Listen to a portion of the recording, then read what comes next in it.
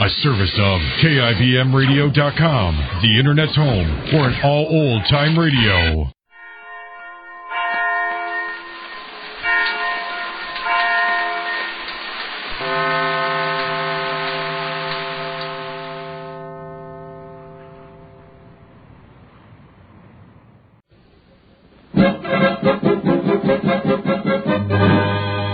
Jerry of the Circus.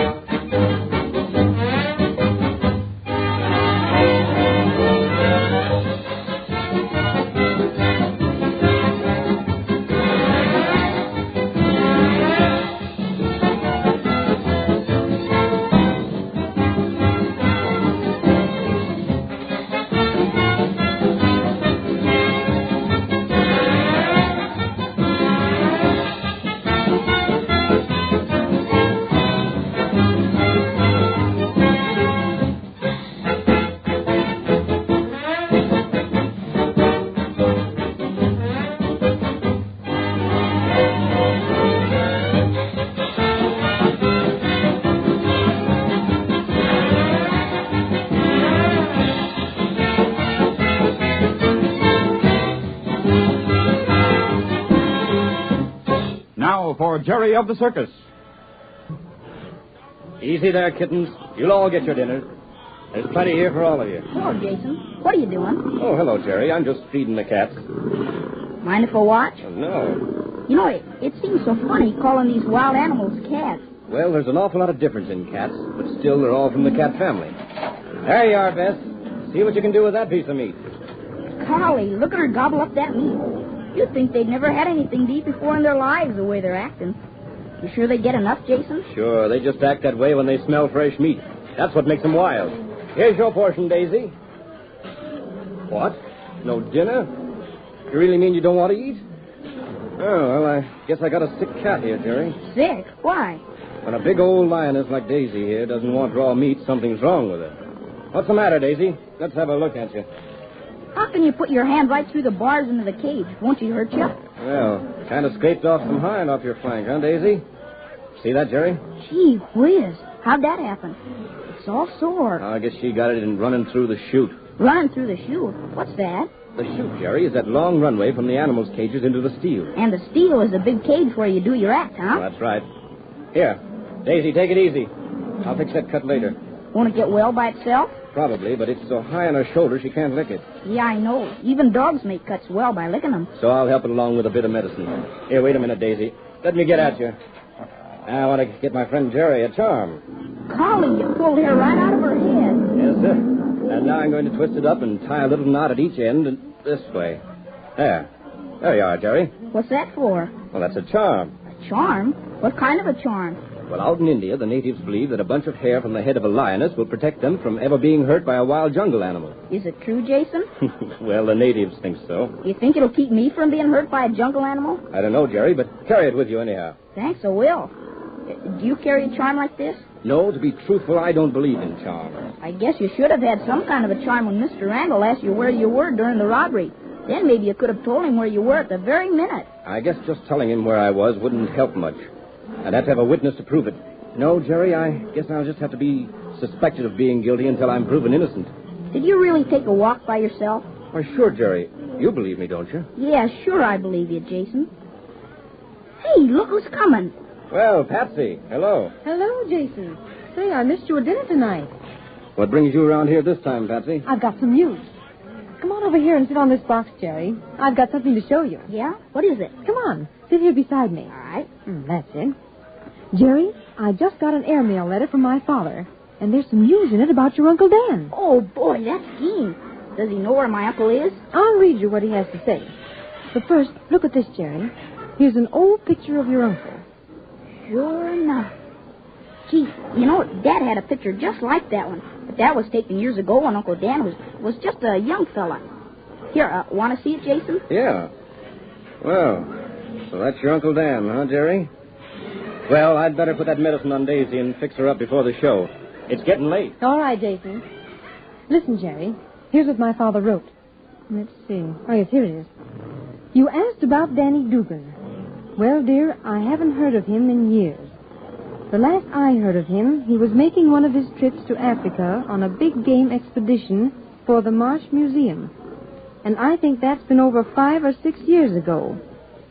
You say his nephew has joined the circus. Well, give the boy the enclosed picture of his uncle. It was taken in winter quarters when we were together years ago. He might like to have it. Oh, gee, I'm glad to have this picture, but golly, I was figuring that maybe you knew where Uncle Dan was. Say, I got it, Jerry. I'll write a letter to the Marsh Museum and see if they know anything about him. You will? Sure. Oh, gee, you're swell, Patsy. Gee whiz, Listen to that lion. let's go over and watch. Come on, Patsy. Oh, I hate to see animals hurt. Well, that's over. You think she'll be all right now? I hope so. It's getting late, Jason. Don't you think you'd better have something to eat before you go on? No, thanks. I'll be all right. I'm just not hungry tonight. I guess nobody's hungry tonight. Lorenz and Decker didn't come in for dinner either. What? I said that... You mean to say Lorenz and Decker weren't in the mess tent tonight? That's what I said. Well, they weren't there, Jason. Does Why? Randall know that? I don't know. Why? Why? He gave the three of us orders to stay right on the lot. I'm going to check up and see if they're here. Well, I'll be seeing you. I've got to dress. Want to come with me, Jerry? I sure do. I guess we'd better go to your wagon first. How could Decker and Lorenz get off the lot? Oh, it's possible, all right. We've only got a few policemen, and after all, Barney can't keep them guarding the entire lot every minute. Who's Barney, Jason? He's in charge of the circus police force. Oh, do you have to have policemen? We certainly do. You know, Jerry, a big circus with as many people as we have is like a small city. And who ever heard of a city without law and order and a police force? Golly, I'm learning more about the circus every day. Well, here we are, Jerry. You run into the wagon and see if they're here. Okay. Decker? Decker? He's not here. Nobody's here. The wagon's empty. I guess Bumps is over in the pad room. Already getting ready to do his walk around with Rags. Well, that's funny. Decker and Lorenz are usually getting ready for their act about this time. It's almost time for the show to start.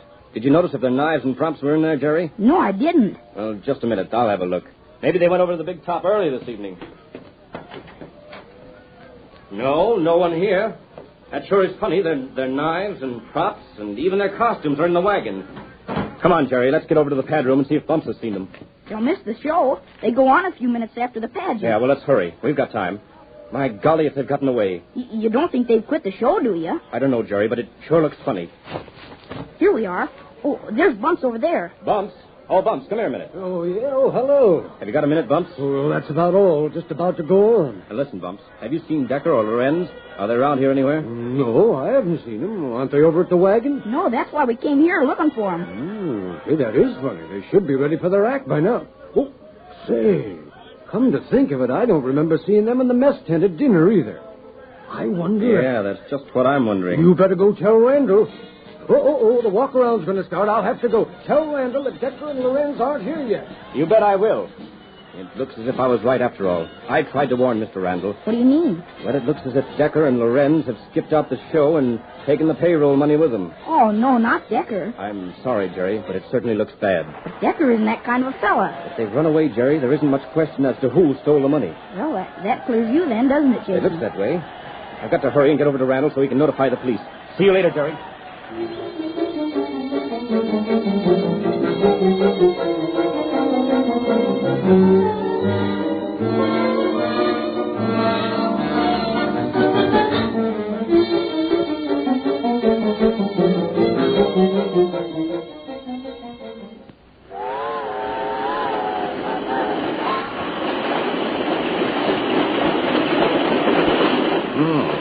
It's about to smoke out here on this back platform. No wonder nobody but you and I will sit out here. Lorenz, I know you won't like me saying this again, but I don't like this whole business. Decker, for the last time, stop preaching. I know what I'm doing. It's whether I can do anything the way you are always trying to tell me right from wrong. But, Lorenz, don't you see that... I see you are a fool, Decker. I take you with me, I do not know. You never want to pull any of the jobs we do. You're yellow. That's what you are. But planting this last job on Jason, it's just... Yeah, but you'll take your share of the money, all right. No, Lorenz. I don't want that either. Oh, no? No, I don't. All I want is... Well, I want to go straight. You want to go straight, eh? That is a good one. There's nothing funny about it. I'm through with this crooked business. Oh. You are through with it, huh? If you just won't turn me over to the police. Listen, Decker. You are through. Forget the police. What do you mean? You are always through. I don't understand. Of course not. You don't understand anything. Oh, don't get me wrong, Lorenz. I do appreciate the way you've shielded me from the police. And I appreciate the job you gave me when I was down and out. When you gave me a job in your act. I know it would have been hard for me to find work with a police record I've got. Oh, you thank me for keeping you from the police, huh? Decker, when I met you in that cheap little restaurant 5 years ago and we talked and I offered you a job in my act, you didn't tell me you were wanted by the police. No. I told you. You told me? What do you mean? I saw right away you were crazy. What are you talking about, Lorenz? Why, I needed somebody to help me pull a job then. You were a good man for my purpose, so I told you were being looked for by the police. It wasn't true? Of course not, fool. Are you telling me the truth, Lorenz? Nothing but the truth. You mean to say I haven't a police record? As far as I know, you never did have any. And you roped me into all these crooked deals. Forget it. I have no use for a weak-minded, crazy man like you. I'm going as far as this train will take me, and then I get another train and keep going. Tell me some more about that night you picked me up, Lorenz. Oh, okay. Sit here beside me on this railing, Decker, and I'll tell you plenty. Yeah. Oh, you want to know more about yourself, huh? Yes, Lorenz, I do. Well, you're dressed in cheap clothes, and come to think of it, you didn't even know your name. I asked you if it was Decker, and you didn't know, so I called you Decker. Then my name isn't Decker. Well, then, who am I? What difference does it make? What difference does it make? You picked me up when I was sick. You stuffed me full of a lot of lies about the police being after me. And then you get me into your dirty old deals. And now you ask me what difference it makes, who I am or where I'm going. You're going, Decker, will not make any difference. Oh.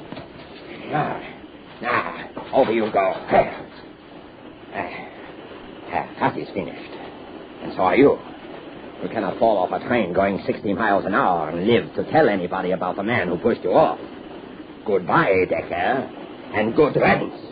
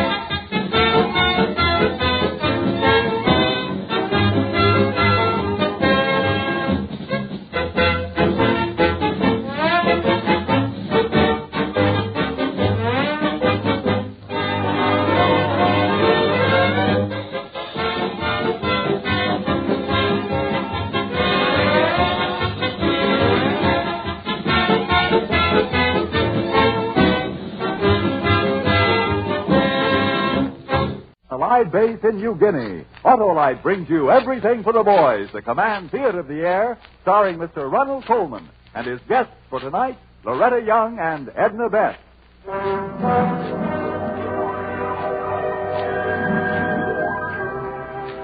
Everything for the Boys is presented by the Electric Autolite Company and its 22 great manufacturing plants. Builders of precision equipment for 35 years. World famous for Autolite spark plugs, batteries, wire, cable, and electrical systems for automotive, aviation, and marine use. And here is your host, Mr. Ronald Coleman.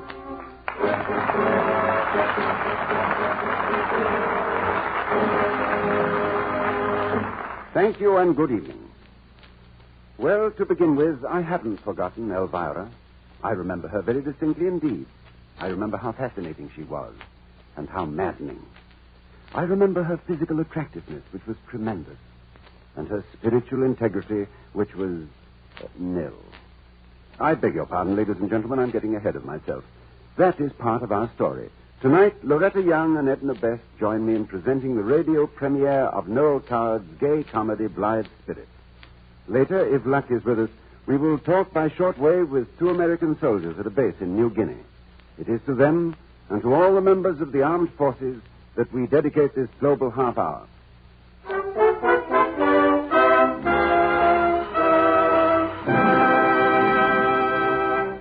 No 3 on a match, they said in the last war, but in this present struggle, it's no matches at all.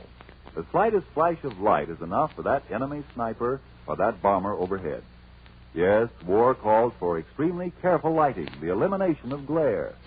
This includes headlights for supply trucks, combat cars, and tanks, as well as matches.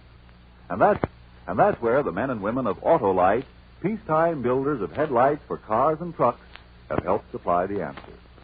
They build blackout lamps that give light without glare, that are shielded from enemy observers above, and yet afford enough visibility to permit careful night driving and avoid accidents.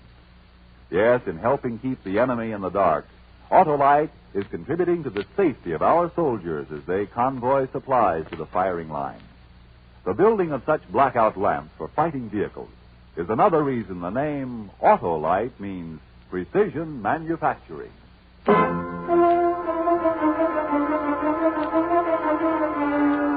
The play, Noel Coward's comedy, Blithe Spirit. The scene, the home of Charles Kent and his second wife, Ruth. The time, evening. Edith. Yes, ma'am. Remember when Madame Arcati gets here, Mr. Kent and I don't want to be disturbed. Yes, ma'am. Any sign of the great mystic yet? No, Charles. Well, if tonight's session with this wonderful medium is a success, I shall start on the first draft of my new book tomorrow. Charles. Mm-hmm. About your work. Huh? Do you ever wish that you had Elvira as a wife to help you instead of me? Now, what a question. But you always said she helped you with your writing. My dear Ruth, I was devoted to Elvira. We were married for 5 years. She died. I missed her very much. That was 7 years ago. I have now, with your help, my love, risen above the whole thing. Oh. That's probably Madame Arcati. Well, I still don't understand what you're going to get from her for your book. Well, it's been many years since I went to a seance. I want to refresh my memory. Madame Arcati to see you. Hello. These are the Kents, I believe. The dear Kents. Yes, I am dear Charles Kent, and this is my wife. Madame Arcati, how nice of you to come all this way. A seance at the home of a great novelist. Oh, you lovely, lovely people. Yes, indeed. Well, to work. Shall we begin our little seance? Now then, let me see. I presume that is the phonograph, huh? Yes, would you like Oh, no, to... please stay where you are. I can manage. Now then, let me see what records have we here. Boogie, oh, dear me, no. Ah, waltz. Yes, Daphne. She's my spirit control. Daphne adores the sweet waltz. Ah, yes. And now the light switch. There. Cozy, cozy in the dark. Now then, are you ready to empty your mind? Empty, she says. Hush. Hold hands. Is that you, Daphne? Oh, my dear. Oh, I'm afraid she's rather fretful. Is there anyone there who wishes to speak to anyone here? Aha, now we are getting somewhere. We certainly are. Very well. Is it I? Is it Mr. Kent? Ah, there is someone who wishes to speak to you, Mr. Kent. Tell him to leave a message. Oh, here now, I really... Really, I must ask you not to be flippant, Mr. Kent. Was I sorry? May we turn on the lights now? Oh, no, not yet. Oh, Ruth! Did you pinch me? Certainly not. Don't blame Ruth. Who said that? Who said what? Somebody said don't blame Ruth. Oh, nonsense, Oh, dear. my dear, I heard it distinctly. Charles, are you trying to frighten me? No, of course not. You know, it's difficult to think what to say after 7 years. But I suppose good evening is as good as anything else. Who are you? Elvira, of course. Don't be silly. No, the light. Oh, the Charles, light. what? Charles, look at Madame Arcati. Well, she's fainted. No, she's in a trance. Wake up, Madame Arcati. Wake up. It's time to go home. Well, that's that. Are you all right? Certainly I am, my dear. I never felt better in my life. Well, tell me what happened. Was it satisfactory? Well, Charles pretended he heard a voice in order to frighten us. It was only a joke. A very poor one, if I may say so. Nevertheless, I am prepared to swear that there is someone else psychic in this room apart from myself. Oh, I don't see how there can be, Madame Arcati. I do hope I haven't gone and released something. Well, all I must go. No, don't bother seeing me to the door. I just fly away like a little bird. Goodbye, my dear Kent. Well, Charles, Well, what's the matter? matter? Well, you seem odd somehow. Here, have some brandy. Thanks, I will. Look! Charles! That was very clumsy of you, Charles, darling. Elvira. Uh-huh. Then it's true. It was you. Well, of course it was. Charles, darling, Charles, what are you talking about? Don't you see? See what? Elvira. Elvira? Mm-hmm. Yes. Elvira, dear, this is Ruth. Oh, how Ruth, do you do? This is Elvira. Are you mad? What happened to you? I've gone mad. That's what it is. I've just gone raving mad. Well, here, drink this. Then we'll go to bed. Get rid of it, Charles, and then we can be in peace. It's a thoroughly immoral suggestion. You ought to be ashamed of yourself. Darling. What is there immoral in that? Oh, I wasn't talking to you. Well, whom were you talking to then? Well, Elvira, Now, of look course. here, Charles.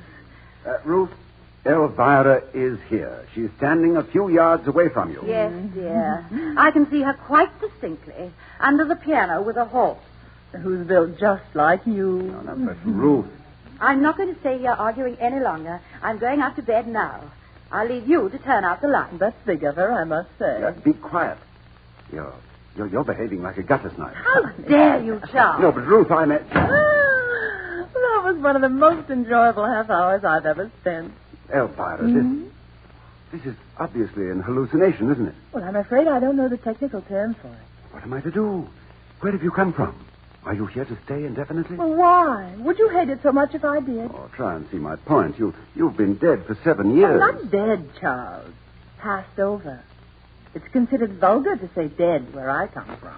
Oh, believe me, Elvira, I most emphatically did not send for you. There's been some mistake. Well, somebody did, and that child said it was you. I remember I was playing backgammon with a very sweet old Oriental gentleman. I think his name was Genghis Khan. And then the next thing I knew, I was right here in this room. Perhaps it was your subconscious. Elvira. What is it, darling? I really do feel strange. Oh. Seeing you again, I feel strangely peaceful. Ah. I suppose I shall wake up eventually. Now just put your head back. There. Like that? Can you feel anything? Only a little breeze through my hair. Well, that's better than nothing.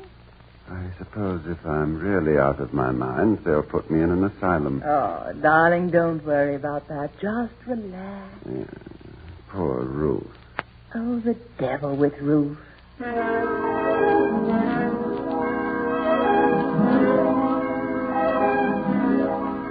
Good morning, darling.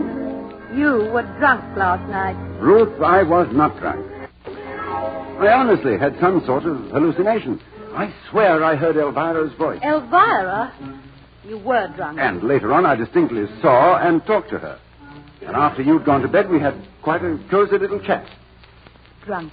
Mrs. Kent, I was not. Good morning, Charles, my dear. Oh, my God, here she is again. That's right. She's here again.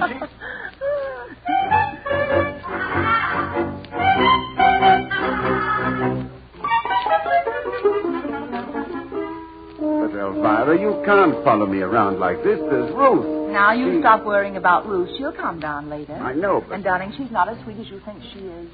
She has a hard mouth. I resent your discussing Ruth as though she was a horse. Do you love her? Of course I do. As much as you love me? Well, I don't be silly. It's all entirely different. Oh, I'm so glad.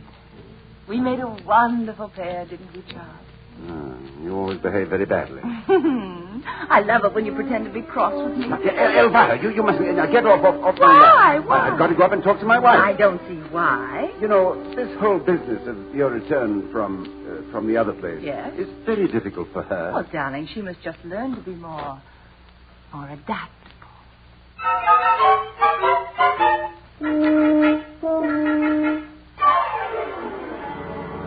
But Ruth, what's Elvira got to do with our maid falling downstairs and breaking her arm? I'm trying to tell you.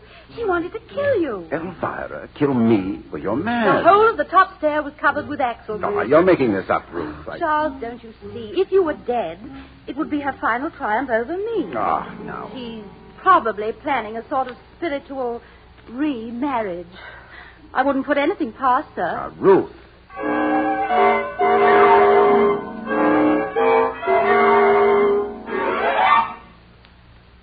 Now, Elvira, yes. It's terrible weather outside. Why should I take you on an automobile ride this evening of all? Because I want you to. I simply can't endure another cozy night at home with Ruth snapping at us like a terrier. Oh, darling, I've come to the conclusion that your taste in second wives is definitely inferior. A few more minutes won't make any difference. Besides, the car won't be back for half an hour at least. What do you mean? Well, Ruth's taken it. She had to go and see the vicar. Ruth? Well, what's the matter? You say Ruth's taken the car? Yes, to go and see the vicar, but she won't Oh, be my long. Lord. Elvira. Well, stop her, Charles. You must What- stop her at what once. for? Well, stop her. Go out immediately and Well, it's stop too her. late now. She's gone already. Charles, this is awful. Now, why are you going on like this? What have you done? Done. Oh, I haven't done anything. Elvira, No.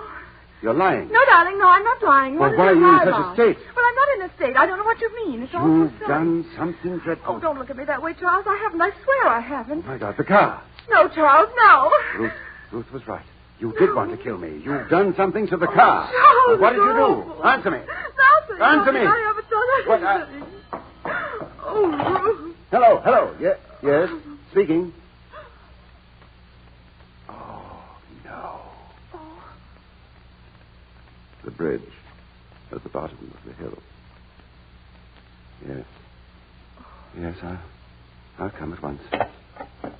Charles, is she? Yes. But I didn't mean for her. I didn't mean to have her. So you didn't mean to kill me. How touching. Rose. Elvira, who are you talking to? Why, I'm going to tear that so-called blonde hair out by the No. roots. I'm going to scratch your eyeballs No, ow! out. Charles, make her stop. I'm going to slap Let me you go. right You hear me? now. Don't let me get off now. And I can stop.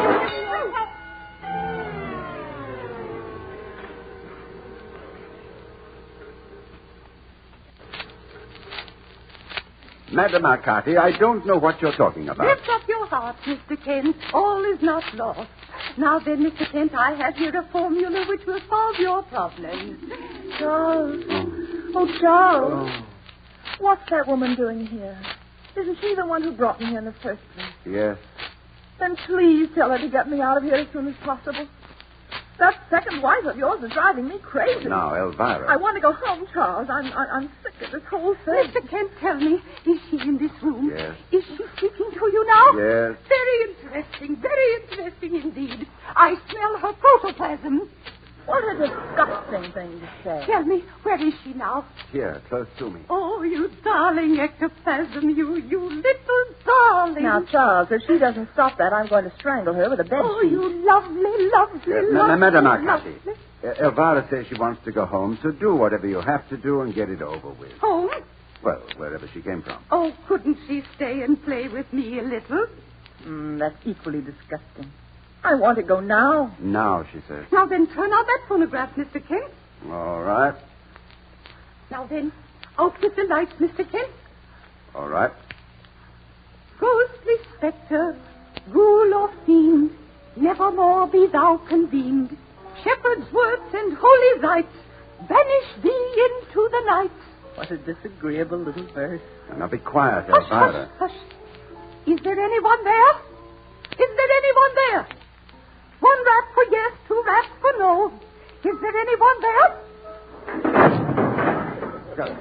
Madam Arcati. Elvira, the light. I'll turn on the light. Oh, you're still here.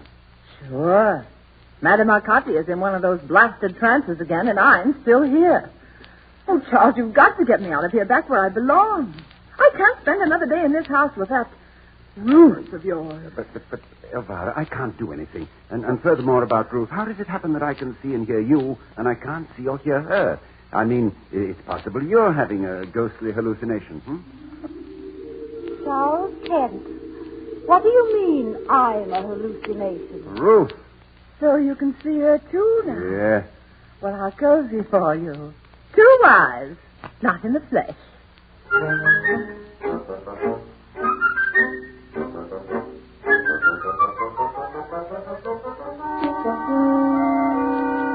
Mr. Kent, I'm trying. Really, I'm trying. She's a fake. Oh, shut up and let her concentrate. Please, Madame Arcati, you must think of some way of dematerializing my wife. I once dematerialized a trumpet. I don't care if she dematerialized the whole symphony orchestra. I want to get out of here. And what do you think I want? If only, Mr. Kent, if only I knew what called your wild back from over there, perhaps I could do something about them. Hush now. Be you in nook or cranny, answer me. Be you in still room or closet, answer me. Be you behind the panel, above the stairs, beneath the eaves, waking or sleeping, answer me. Well, that ought to do it, or I'm a Dutchman. Do what? Do what? Hush, wait. Someone will come. If that's another ghost, I'll scream. I hope it's nobody we know. I'll feel so silly. Was someone calling me, Mr. Kent? It is the maid. Girl, come here. Yes. Whom do you see in this room, girl? No one. No one but you and Mr. Kent. She's lying. I'm not. Mr. Kent, tell your wife to concentrate. Yes, come on, Elvira, Ruth. I heard. Concentrate, he said. Girl, where are they now? By the fireplace. She can see them. I knew it. She's a natural psychic.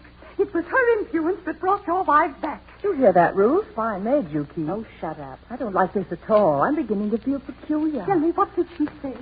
Oh.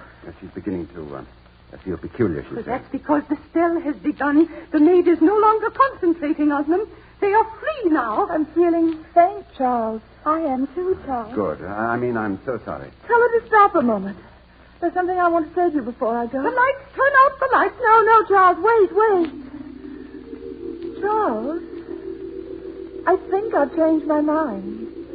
I think I won't stay. Charles, you seem too anxious to get rid of us. Now, Ruth, you let me do the talking. I'm the older spirit. Charles, you're not going to get us out of this house quite so easily. I consider that you've behaved atrociously over this whole miserable business.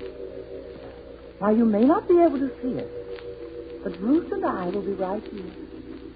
And I'd like to say right here and now that I, for one, will never leave this house. Mr. Kent, I think it worked. The lights. Gone. They're gone. Yes, we've really done it. Now take my advice, Mr. Kent, and go away immediately. Why, Madame Arcati, you don't mean that There they are might... more things than heaven and earth, Mr. Kent. Just go. Just pack your bags and go. Goodbye. Cheerio. And good hunting. Elvira. Ruth, are you there? Ruth, Elvira.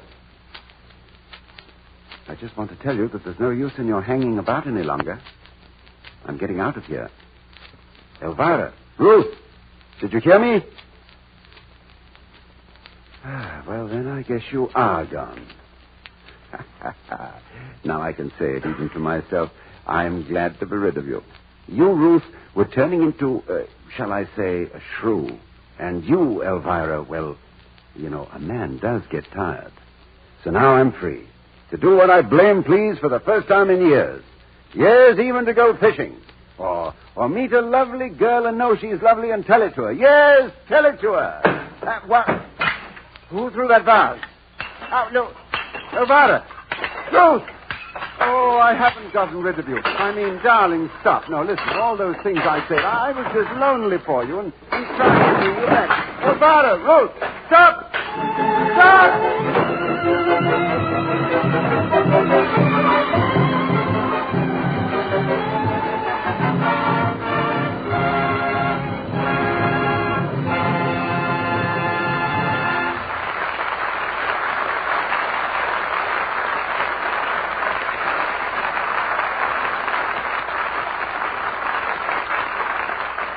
You have just heard the radio premiere of Noel Coward's comedy, Blithe Spirit, with Ronald Coleman and his guest, Loretta Young, with Edna Best and Mercedes McCambridge. The adaptation and direction were by Arch Oboler, with special music composed and conducted by Gordon Jenkins. In a moment, Mr. Coleman and his guests will call in 2 American fighting men in New Guinea. But first, a word for you. If you could squeeze $1 hard enough so that 12 cents interest would fall into your pocket, you'd start squeezing right now. Well, that's exactly what could happen if you drive into your car dealer, serviceman, or any Autolite spark plug dealer and ask for Autolite Plug Check Inspection Service. You may get up to 12% more miles from your gas ration right off the bat, according to tests conducted by the American Automobile Association. And 12% better mileage would be a lot of interest to collect just by taking this one simple step. So tomorrow, give your car the benefit of Autolite Plug Check Inspection Service. Should your present spark plugs prove faulty, replace these gas wasters with new Autolite spark plugs. Remember, Autolite spark plugs are ignition engineered and precision built for long life and dependable performance. The name Autolite means precision manufacturing.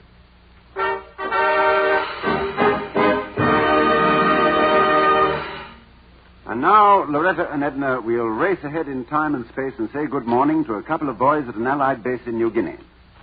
Good morning. Well, New Guinea is 6,500 miles away, and it's about 6 minutes to 10 a.m. tomorrow morning down under. Oh, I'll spend the night figuring that out, Ronnie. Mr. Coleman, we're clearing the circuit in New Guinea now. All right. Now, ladies, if you'll put these earphones on, we'll turn night into day. Ready? Already? Fingers crossed. All right, here we go then. This is Loretta Young, Edna Best, and Ronald Coleman calling New Guinea. Hollywood calling. Come in, fellas. Hello, Hollywood. Private Roy Little speaking. Hello there, Roy. And this is Private First Class Edgar Nebraska Draper. Hello, kid. What about the girls? We're right here. Greetings, boys. Oh, boys, you should see the girls beam. Fellas, some news from home. Edgar, we called your mother in Albany, Oregon. And the whole family sends a rousing cheer of love. Your 2 brothers are somewhere in the Pacific, and your father's on an aircraft carrier. Yeah, that sure gets around. She's already been to Sicily, North Africa, New Zealand, and the Gilberts. Well, we've heard that you've seen a lot of action yourself. Oh, I was in some stuff at Los Negros. At Los Negros? Well, is that where you won your Purple Heart and Oak Leaf Cluster? Yes, sir. We won a shooting argument with a bunch of chaps. And you were wounded, weren't you, Edgar? Yes, ma'am.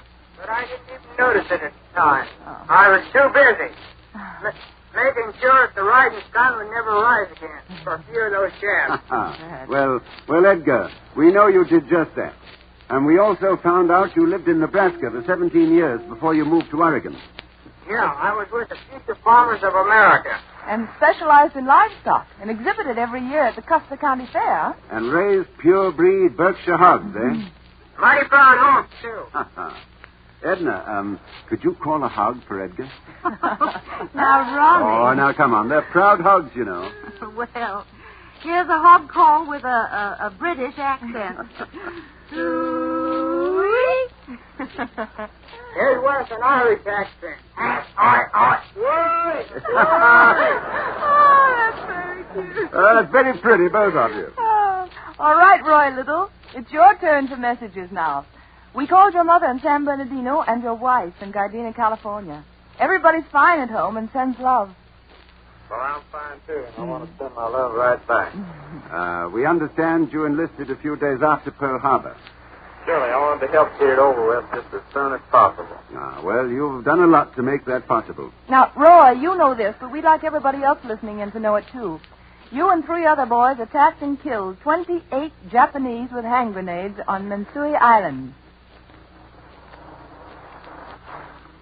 When the news came about your Silver Star and Purple Heart medals, your mother says they were all very proud. Even your dad cried. No kidding? Okay, folks, but just remember your number 1 son is feeling great. And Roy, your brother Gene is somewhere in the South Pacific, too. Well, I just seen him join the Navy to see the world. And he's sure seen it. You bet. No dust on the littles. And speaking of the littles, how are the little littles? The little littles? I mean, my 3-year-old baby boy bringing it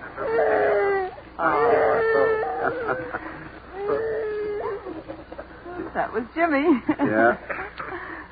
Yes, Roy, he can see lots of things now. Is that you, Edith? That's right, honey. Mr. Coleman brought us all down to the studio to say hello to you. Mr. Coleman, I think that's swell. And Edith, I love you, lady. Bobby wants to say I love you too, Daddy. Bobby, darling. Can you say I love you, Daddy? Huh? Yes, your Daddy, honey. Good. She's too bashful, darling. Yeah.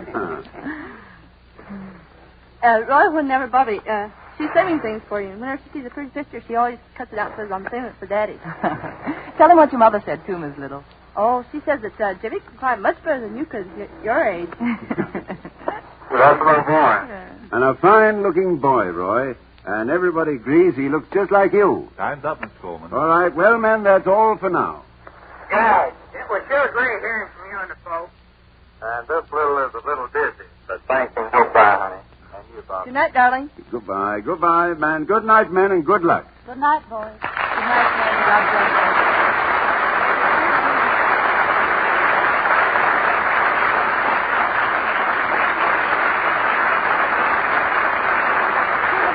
Ladies and gentlemen, it has been our custom on this global half hour to tell you a brief story about the work of your Red Cross. One of those tasks is to recruit nurses for the Army and Navy.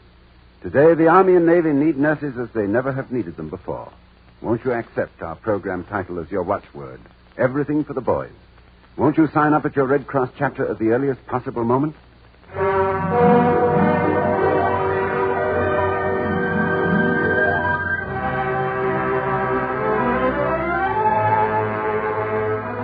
Next week, Autolite cordially invites you to another program of Everything for the Boys. Your new global half hour uniting the home front and the battle fronts overseas. Your host, Mr. Ronald Coleman, will appear in J.M. Barrie's Quality Street, adapted by Arch Oboler, and dedicated to a pair of fighting Yanks who will speak by shortwave from their base in Australia. Our thanks to Loretta Young and Edna Beth. Until next week, this is Ronald Coleman saying good night to you and the boys, and God be with you. And now, stay tuned for the mystery program that is unique among all mystery programs. Because even when you know who is guilty, you always receive a startling surprise at the final curtain. In the Signal Oil program, The Whistler.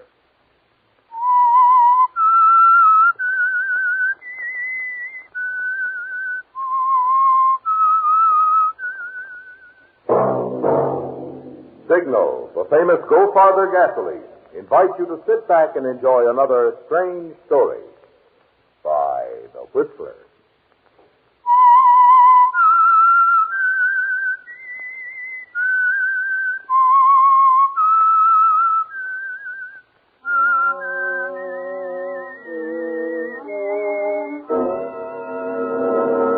I am The Whistler, and I know many things, for I walk by night.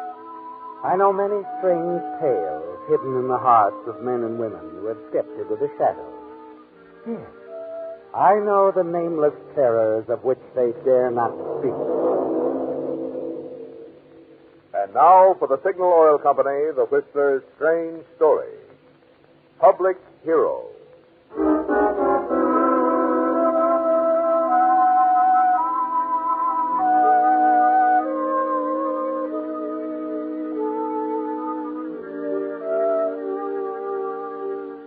years ago, Cartwright Pictures had been a small, independent movie studio. Today, it was a byword for quality production. Most observers agreed the studio's success was due to the ability of its attractive owner, Elaine Cartwright. Publicity cameraman Jeff Lambert was of a different opinion. He gave credit to his own talent. But lack of credit had not made Jeff bitter, for he was engaged to Elaine Cartwright, and once married, he was certain he'd gain control of the business. But now, like a bolt from the blue, a formal, tight letter from Elaine has changed the picture, hasn't it, Jeff? A letter which sends you hurrying across the lot to her office. I don't get it, Elaine. Not too long ago, we were talking about getting married. I know. But it wouldn't work, Jeff. Yesterday, I decided to end everything now, so I wrote to you. I thought that would be better for both of us.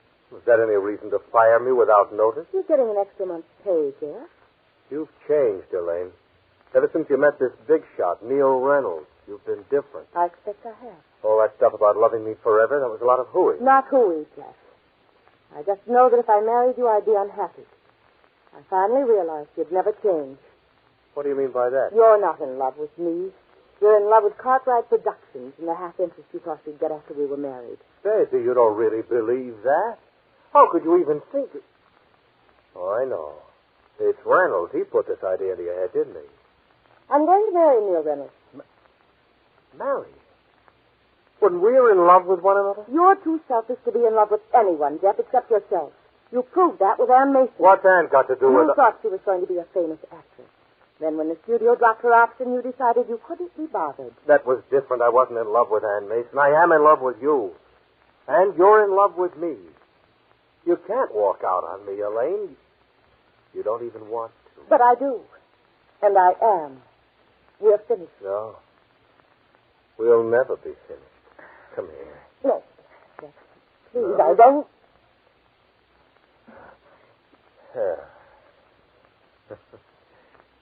Still insist everything is over? I've made up my mind. You can't change it. Okay, Elaine. Okay, if that's the way you want it. Well, I have an idea you're going to be sorry and lonesome. When you are, give me a ring. We'll take up just where we left off.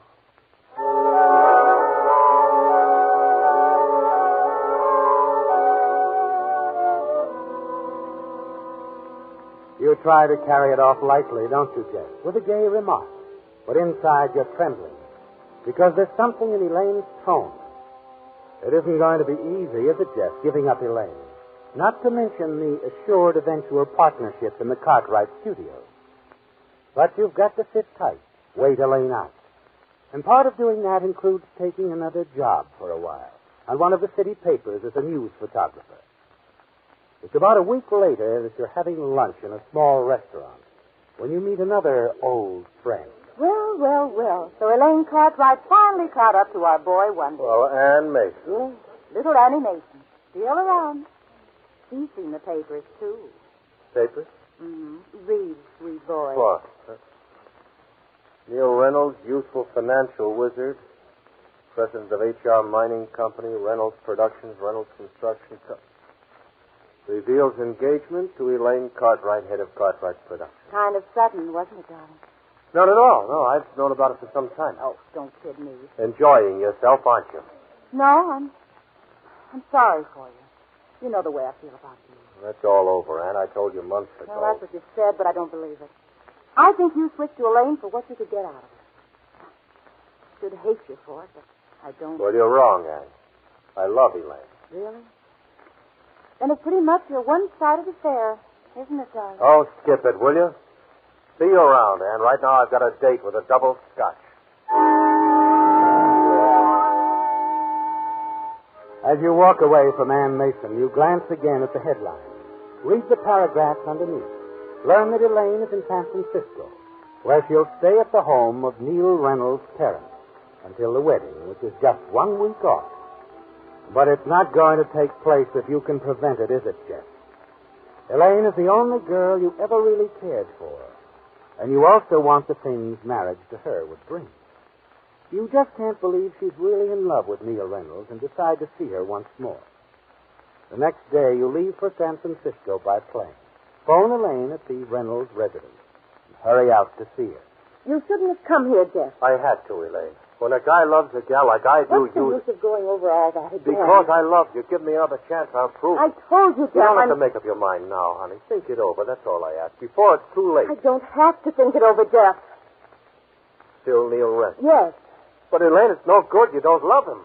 Neil knows I'm not in love with him in the sense I thought I was in love with you.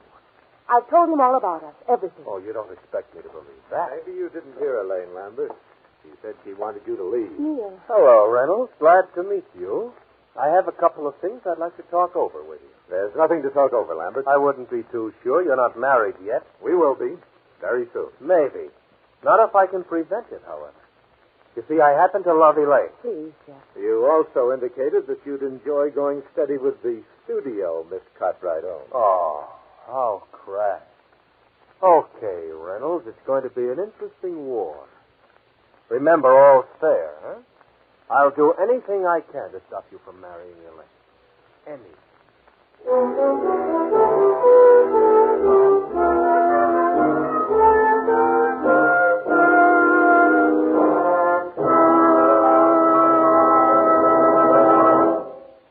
If you're using this Labor Day weekend for a trip somewhere, here's a chance to have some extra fun making a little experiment. Now, you've heard me say that Signal Ethyl is a real super fuel, scientifically engineered to bring out the best in any car of any age. Well, just to see for yourself how right Marvin Miller is about that, how about using nothing but Signal Ethyl for the rest of your holiday driving? Then notice three things. As you touch the starter, notice how quickly Signal Ethyl makes your motor spring to life. As you step on the gas, notice that peppy Signal Ethyl pickup. And as you soar up hills and down highways, notice that smooth, quiet Signal Ethyl power. Wonderful, isn't it? So good, in fact, that I'm going to make a little bet. As you head back home from a day of really happy driving, I'll bet your name will already be on the growing list of motorists who won't be satisfied with anything less than the premium grade of the famous Go Farther gasoline. Signal Ethyl, that is.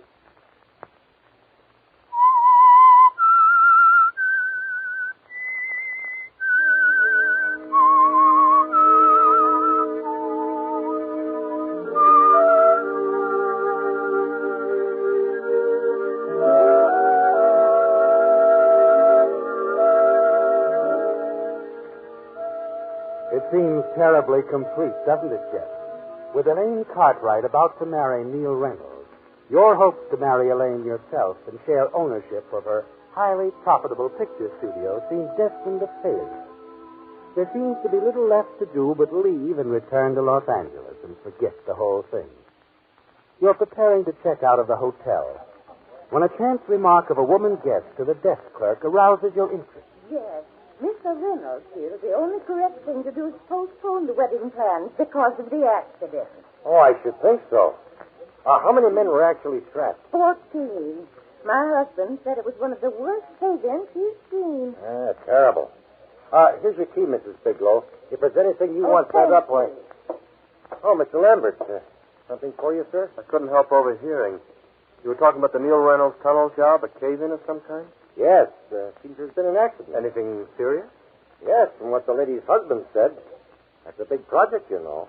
Cuts right through mountainous rocks. And when you think of any part of a thing like that giving away... Yeah, it could be rough. It already is for 14 men. Mr. Reynolds hopes to get them out, but... Well, you know how those things are.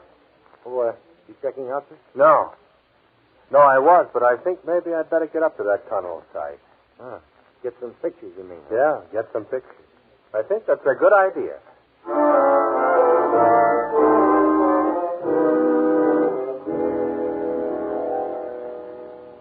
For the moment, Elaine becomes secondary in your thoughts, doesn't she, Jeff? This trip to San Francisco has proved expensive, and a scoop on some news photos might prove profitable to you.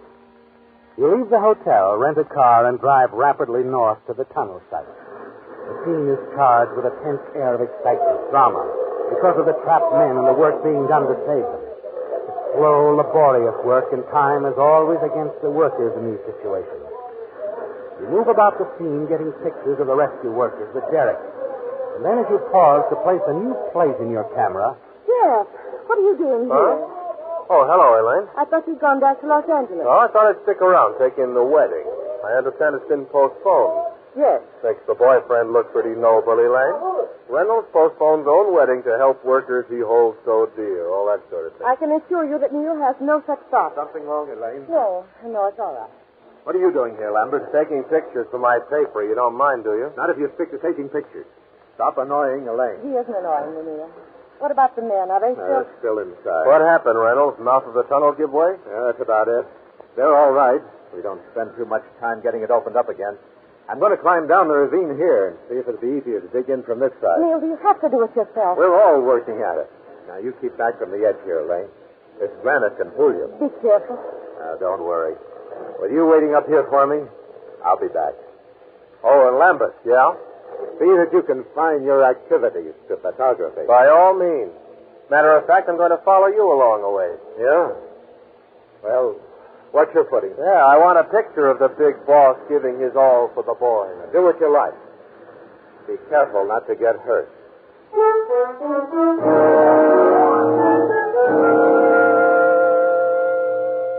The words are difficult to manage, aren't they, Jeff? Because your mind is on something else. Yes.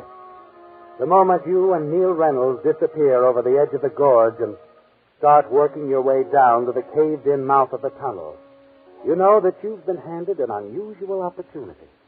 You're both out of sight of the workers and the crowd on the other side. The rocks are loose, very loose. You let Neil get farther ahead of you.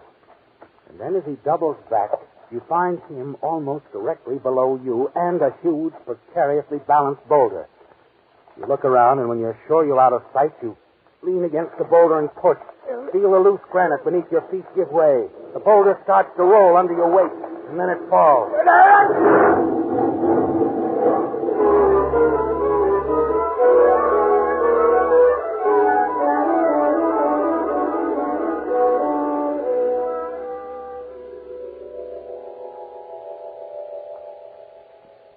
Well, Mr. Lambert, so you decided to wake up What happened? Where am I? in the hospital. Oh. Oh, that was a very brave thing you did. Huh? Shouting out to Mr. Reynolds when that rock started to fall, then trying to keep it from hitting him by throwing yourself against it, risking your life to save his. Oh. Reynolds, was he pretty badly? Oh, no, he's perfectly fine. Heard you shout and be clear. They finally got the men out of the tunnel, too. And you're right here in the papers with the rest of the heroes, Mr. Lambert. How does it feel? Oh.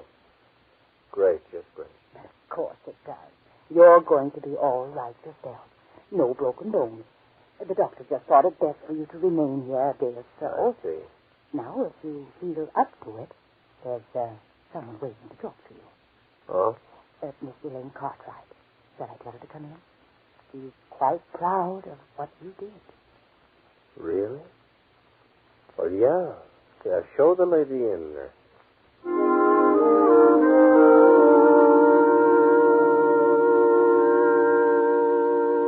It's amazing, isn't it, Jeff? The way your sudden plan to destroy Neil Reynolds backfired. Everybody thinks that you tried to stop the boulder from falling to save Neil's life, particularly Elaine. You almost can't believe the change in her as she comes into the hospital room and sits beside you, looks at you as she talks. It's made me realize, Jeff, that I've misjudged you pretty badly. Forget it, Elaine. No. You risked your own life saving Neil. No, that's just for the news stories. Simply did what any decent guy would do. Particularly a guy who's awfully interested in somebody's happiness. I know, Jeff. I almost wish things could be different. Isn't it too late, Elaine? Please, Jeff. Don't make me say anything right now. I'm mixed up. I understand. Don't have to do or say anything definite, Elaine. Thank you, Jeff. You're, pretty wonderful. You're not so bad yourself.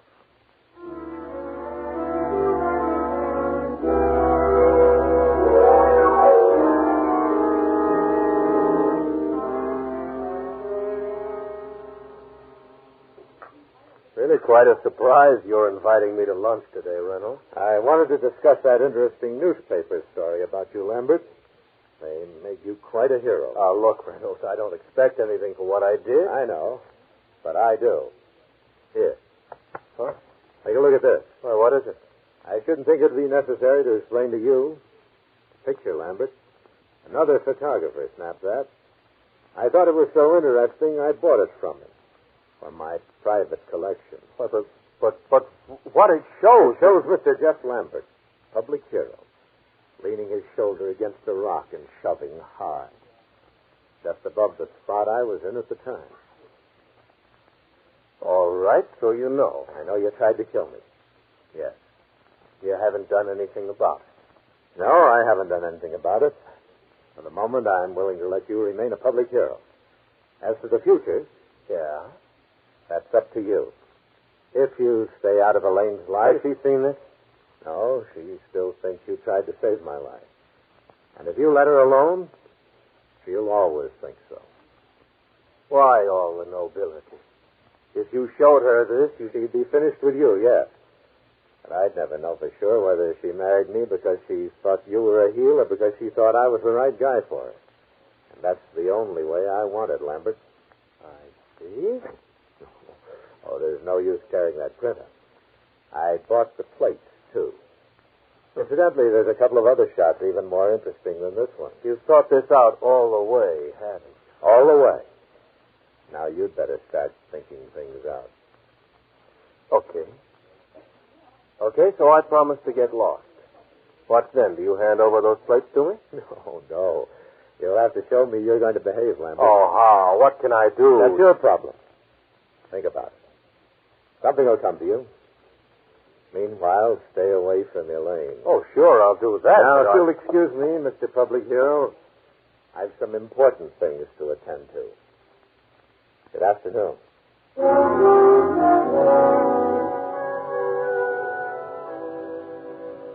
You watch him walk away, leave you, and you return to your hotel feeling as if the world is closing in around you, until you catch sight of someone in the lobby, someone who gets up quickly and hurries to your side.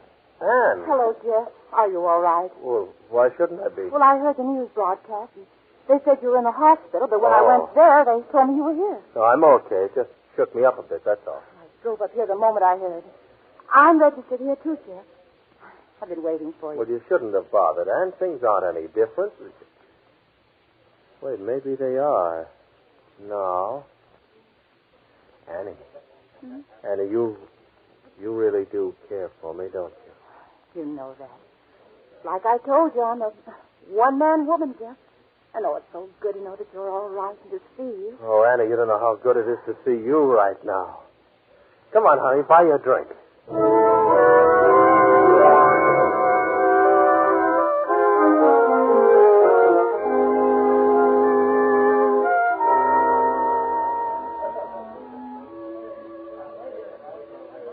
Well, that's it, Anne. I realized it, lying there in the hospital. You're worth a dozen, Elaine Cartwright. I tried to call you last night, tell you. But I was on my way up here. I guess so. Nobody answered the phone. I was glad afterwards. Glad? But I thought you said... And you won't want me after I tell you the truth about that accident. I'm no hero, Anne. Of course you are. No, that wasn't any accident out of the tunnel. I caused it all. What? You see, I tried to kill Neil Reynolds. Almost killed myself instead. Oh, Jeff. Oh, you didn't. You couldn't. It wasn't premeditated, just a sudden impulse. I'd give anything I've got if I hadn't done it. So I guess it took a shock like that to wake me up. And you're really through with Elaine? You're the only thing I want, Anne. The only thing I need. If you still want me. I told you, darling, I'm a one-man woman. Oh, Anne. Anne, we'll get out of here right away. Tonight. That is, if you'll drive down to Mexico with me, marry me, would you? Oh, would I? Just try me, darling. Good. You run on back to your room now and get a little rest. I've something to take care of. Oh, just don't let it hold us up, darling. No. On the contrary, it'll speed us on our way.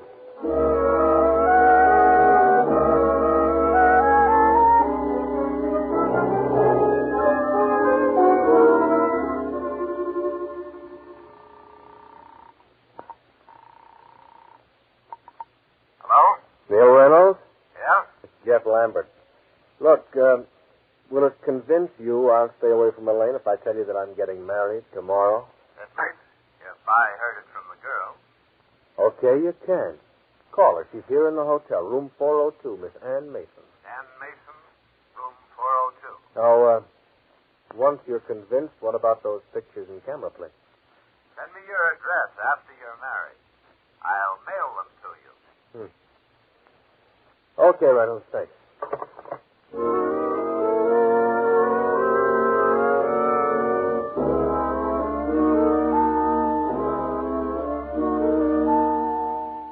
It's only partly perfect, isn't it, Jeff? Because unless you can find some other way to get those camera plates, you'll have to go through with a marriage to Anne. It's getting dark when you check out of the hotel, meet Anne, toss your luggage into the back of her car, swing out of the city, and wind your way along the lonely Skyline Drive, high over the sea. Jeff, Mm-hmm. Neil Reynolds phoned me. I went to see him. You went to see him? Mm-hmm. What'd you talk about? Well, just us. Told him how long we've known each other. Well, he was so nice, I invited him down to have a drink with us, but he couldn't make it. Well, he'll be busy tonight. But he was convinced that you are a nice guy. How do you know? Well, he gave me this package. Said it was a wedding present for you, Jeff. Made me promise not to give it to you until after we were married, though. He did? Mm-hmm. Well, Annie, you're a great little convincer. You know what's in that package, Anne? Well, I didn't ask. Prints and camera plates proving that I tried to kill Reynolds out at the tunnel. And now we've got them. I haven't until we're married. Oh, but you're going to let me see them, aren't you? Just to be sure they're all there? I don't suppose that could do any harm. Oh. Well, what are we stopping for? Oh, it's a nice view from here, Anne. Very nice. Especially from where I sit looking down at these plates. So that's it. Not giving them to you, Jeff. What? Hey, come back here. No! Now, give me those plates. There. That's better. Take these prints along, too. Tear them up. Goodbye, Annie. Jeff, please. Oh, you can't be this low. I'm not being low, baby. Just got some important things to attend to. Alone. Don't worry about your car. I'm not stealing it. I'll leave it at the hotel garage in San Francisco. But you can't leave me out here. You're not stranded, baby. You can catch a bus a couple of blocks back. They run every 20 minutes. You're a good girl, Annie. You've put everything I need in the palm of my hand.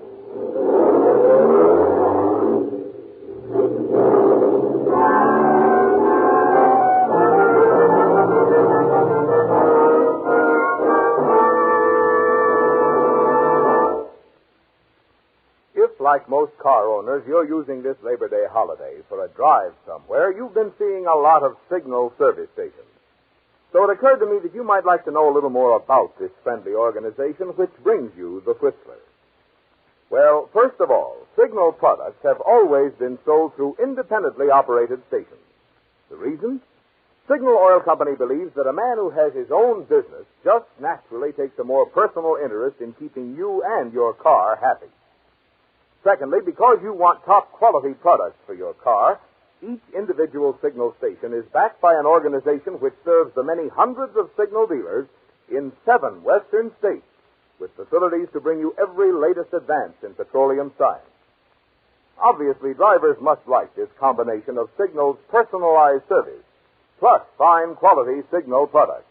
When you consider how Signal has grown and grown into an organization serving the entire West Coast from border to border. To see for yourself one of the good reasons for this increasing popularity, just try powering your car this weekend with Signal, the famous Go Farther gasoline.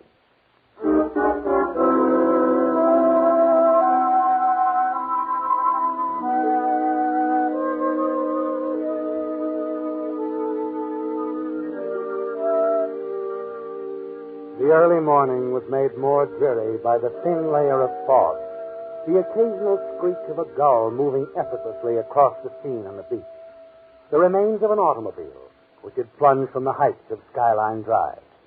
The preliminary check had been made by the investigating officers of the Highway Patrol. The lone occupant identified, removed, and the officers were completing their report. Well, Dave, hauling this wreck out of here is going to be quite a deal. Yeah, and just a waste of time, too. Beats me how fast some of these guys will drive on a mountain road, taking chances on smashing themselves to pieces. Yeah, but this one was unusual. The doc says the guy in this car wasn't killed in the crash. He just knocked out. He was carrying some camera plates. They smashed up. Cut him pretty bad, and he bled to death during the night before we found him early this morning. The guy was a cameraman? Yeah. His name was in the papers the other day, Jeff Lambert. Lambert? I read about him. Quite a hero. Saved that big shot Neil Reynolds' life. Mm-hmm. I hope when Neil Reynolds reads about it, it doesn't spoil his honeymoon. Reynolds and Elaine Cartwright flew to Phoenix last night. Got married.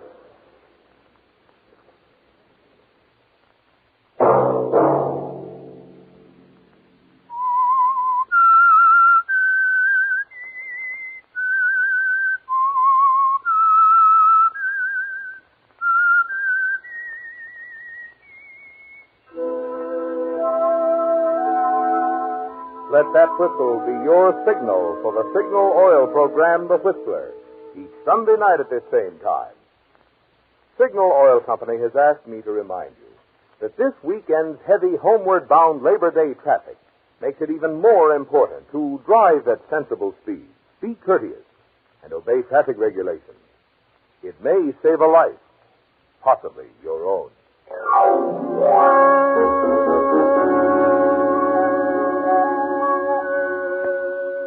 Featured in tonight's story were Bill Foreman, Larry Dobkin, Virginia Gregg, G.G. Pearson, Stephen Chase, and Herbert Litton. The Whistler was produced and directed by George W. Allen, with story by Nancy Cleveland and Hazel Lytle. Music by Wilbur Hatch, and was transmitted to our troops overseas by the Armed Forces Radio Service. The Whistler is entirely fictional, and all characters portrayed on The Whistler are also fictional. Any similarity of names or resemblance to persons living or dead is purely coincidental. Remember to tune in at the same time next Sunday when the Signal Oil Company will bring you another strange story by The Whistler. Marvin Miller speaking for the Signal Oil Company. Stay tuned now for the Horace Heights Show, which follows immediately over most of these stations. This is the CBS Radio Network.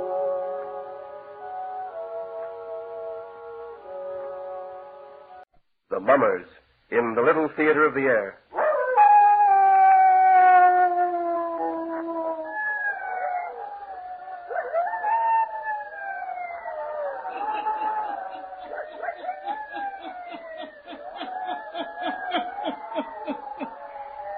Ghost stories. Weird stories. And murders, too. The hermit knows of them all. Turn out your lights. Turn them out. Have you heard the story? Buried alive, eh? Then listen while the hermit tells you the story.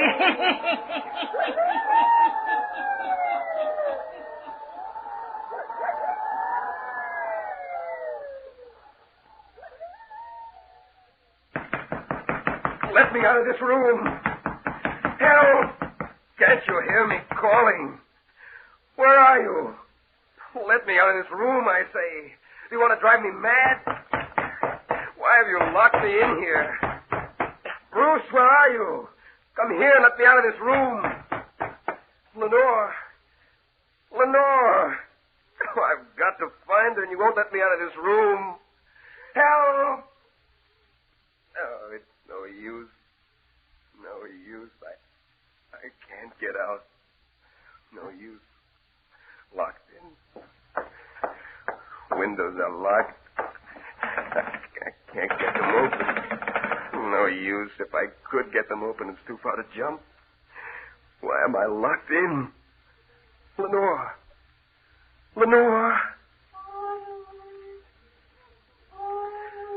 I hear you calling me, Lenore.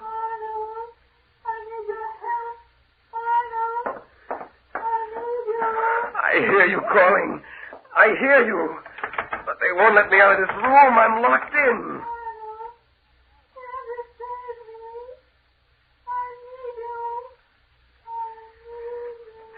Help! Someone let me out of this room. Let me out. Lenore is calling me. She needs me. Bruce, where are you? Let me out of here. I've got to help Lenore. Let me out of here. I'll break the door down. Let me out. Someone come and let me out. I've got to help Lenore. Help. Someone help me. Help. I'll close this door so that his calling won't disturb us. There, that's better. Is that your brother we hear calling? Yes, Miss Dawson. Oh. You don't need to be frightened. If he sounds insane, it's because of the great calamity, the great shock that he's just had. I understand, Mr. Judson. I hope that you do, Miss Dawson, for upon your understanding of the case will his recovery largely rest. Yes, sir. You've brought your credentials with you? Yes, sir. May I see them? They're right here in my purse. Just a minute, I'll find them. Yes. Here, Mr. Judson. Mm-hmm. Yes, this is right. Miss Marion Dawson, registered nurse. And a letter of recommendation from Dr. Simmons. Yes, sir. Yes, I think you'll do very nicely. You look very capable and professional. Thank you, sir. Did Dr. Simmons explain anything about the case to you? Well, not very much, Mr. Judson. He only said that your brother was suffering from shock and that That's all right. I'll explain the case to you. Yes, sir. Before I take you up to his room... Oh, I'm sorry. I haven't been very thoughtful. Won't you remove your hat and coat? Thank you. Here, let me help you. Ah. Well, you look even more professional. There's something about a white uniform that does give a person prestige. I came dressed to go on duty immediately. Dr. Simmons said that you'd want me to. You did quite right. Now, sit down, won't you? Thank you. Now, Miss Dawson, it's my only blood relation living that you heard calling for help from upstairs. My brother, whose life I value more than mine. Yes, sir. Last night, we buried his wife. Oh. He'd only been married to her a month. How tragic. Well, death is not always tragedy, but this death happened to be. For Lenore was not only young, but beautiful. My brother and I were traveling when we met her 6 weeks ago. Oh? A young girl, without family, but a charming girl nevertheless. Arnold fell desperately in love with her. In 2 weeks they were married. We returned to our country estate here. A week later, she was taken ill. Last night we buried her. It's awful, isn't it? Well, no wonder your poor brother's mind is deranged. You have not heard all the tragedy yet. She suffered from a strange malady. Because of it, my brother was not allowed to see her from the hour she was taken ill. I see. I could not have my brother's life endangered. Naturally not. We allowed no one to see her. Dr. Simmons attended her. When she died, we buried her without ceremony and immediately. I didn't allow even the servants to come in contact with some strange disease which might sweep us all to death. But you? Yes, I cared for her. The hours of my life may be counted right now, as well as those of Dr. Simmons. But that doesn't matter. It's my brother Arnold with whom I'm concerned. That's why I've called you in to care for him. Yes, sir. And this is the point that you must understand. My brother Arnold doesn't realize that Lenore is dead and buried. That's not unusual, sir. Many people are like that about death. They won't accept it or believe it. I've had to lock him in his room, bolt down the windows, to keep him from rushing out to find her. Perhaps if he'd seen her dead, sir, Well, you forget, she died of some strange malady. That was impossible. Yes, of course. The worst part of it is that he keeps thinking he hears her calling to him. Claims that he hears her voice. Oh. That's why he wants to get out of his room and go to her. That's why you'll have to watch over him carefully. Don't allow him out of your sight. Humor him, but guard him carefully.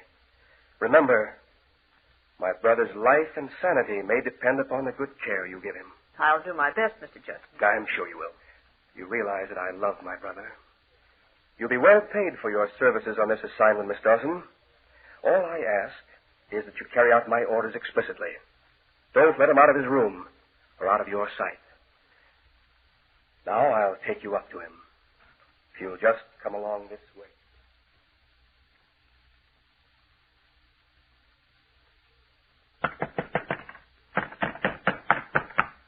Open the door. Open the door, Bruce. Open this door. It will be your duty to get him to quiet down. Keep him from pounding on this door. Yes, sir. I presume that Dr. Simmons suggested that you give him sedatives. I'll get him quiet, sir. Open the door. If you don't open it this minute, I'll smash the windows. I'll jump to the ground. Let me out. I'll unlock the door now. I'm going to unlock the door now, Arnold. Get away from the door. Let me out. I've got to go to the north. Now, step back, Arnold. Bruce, where is she? She's been calling to me. Why did you lock that door? Let me go to her. Go lie down on your bed, Arnold. No, never. Don't you understand? Lenore's been calling for me. She needs me. Come now, lie down. Won't you lie down and rest, sir? Who is she? Well, this is Miss Dawson, Arnold. She's come to care for you till you're well again. I'm not ill. It isn't I, it's Lenore. And you won't let me go to her. Bruce, why are you doing this? Unlock the door and let me go to her. There, now, it's all right. Everything's all right. Miss Dawson will care for you. You'll get a good rest. And when you wake up, you'll feel a lot better. Your brother's right. I'll leave you now. It's 8 o'clock. I'll have your dinner served in here immediately. If you need me for anything, I'll be down in the library till near 11 o'clock. Then I'll retire. Yes, sir. My room is the fourth one down on the right. Call for me if you need me during the night. I will, Mr. Judson. Wait a minute. Don't go, Bruce. Tell me where Lenore is. What is it that's wrong? Why can't I see her? Why have you locked me in here? I've tried to tell you, Arnold. You won't believe me. Perhaps Miss Dawson can explain after I leave. Ring this buzzer if you need to get out of the room. You understand, Miss Dawson? Now get away. Get away from the door, Arnold. He's locking the door again. He's locking us in. He knows what's best. Now come lie on your bed. No. I'm going to give you something so that you can rest. What's wrong with Lenore? Lie down on your bed and I'll tell you. She's ill, and they won't let me see her. Here. I want you to take some of these tablets. I won't take any medicine. I'll get a glass of water. I tell you, I won't take anything that will make me sleep. Lenore is calling to me. She needs me. Now take these, please. They won't make you sleep. They'll just calm your nerves. Take them and I'll tell you about Lenore. Have you seen her? What is it that's wrong? Take these tablets first. All right. That's it. Are you here in the house to take care of her? What's wrong? Lie down now. There, that's better. You promised to tell me. Close your eyes. I'm going to turn off the light so that you can rest. Answer me. Don't you understand? Your wife was very ill. She suffered from a disease that was contagious. Your brother couldn't let you see her. But now she's out of her pain. You see... No, she's not dead. I know she's not dead. It's hard to believe, I know. She's not dead, I know that. What? Listen. You hear that?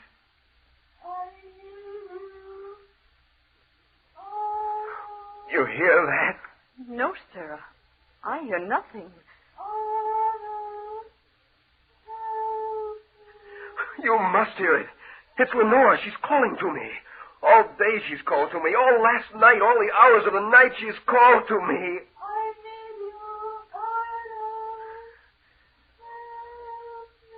She's calling now. Can't you hear her? She's still in this house. She's not dead. She's in this house and she's calling to me. Calling to me.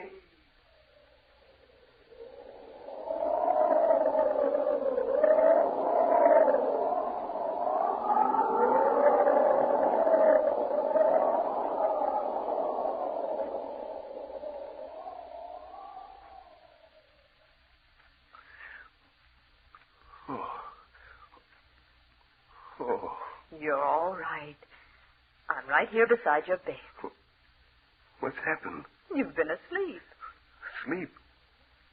How long? It's nearly midnight. You've been sleeping since I first came into the room. You gave me medicine. You forced me to sleep. You needed the rest. Where's my brother? He's retired, sir.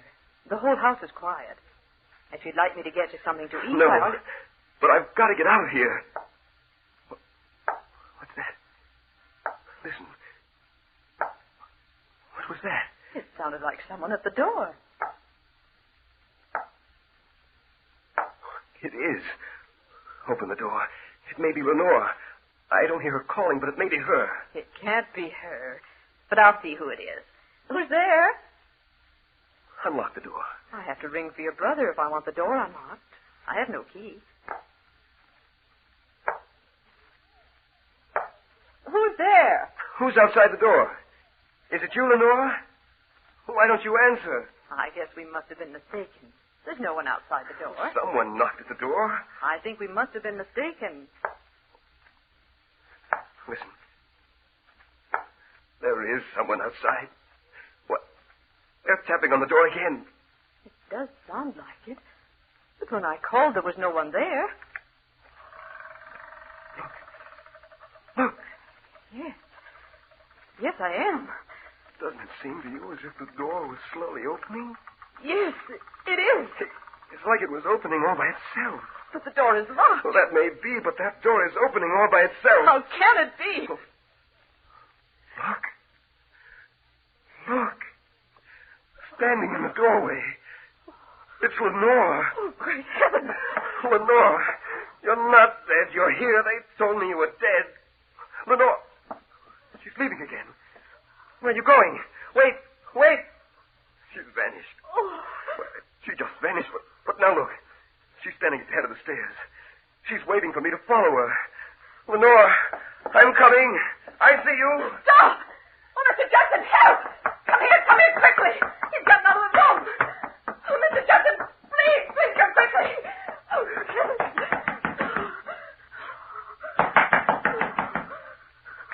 what is it, Miss Dawson? Well, what is it? Oh, Mr. Jackson, he's gone down the stairs. What?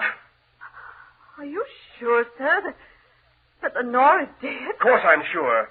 What are you talking about? I don't know, sir. But a woman dressed all in white just stood in the doorway of your brother's room. She moved down the hall, and now he's gone to follow her. He said it was Lenore. Hurry, stop him. Don't let him get away. It can't be Lenore. She's dead. Dead! Hurry, we've got to get Arnold back to his room.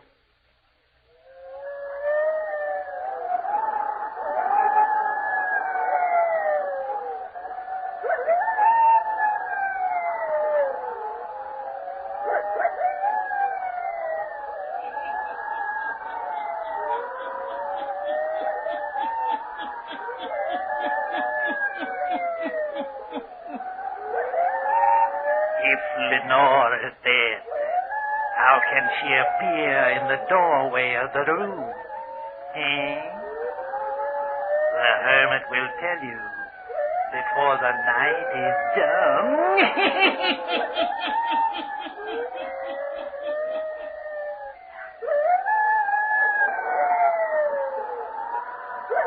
Now, the hermit again.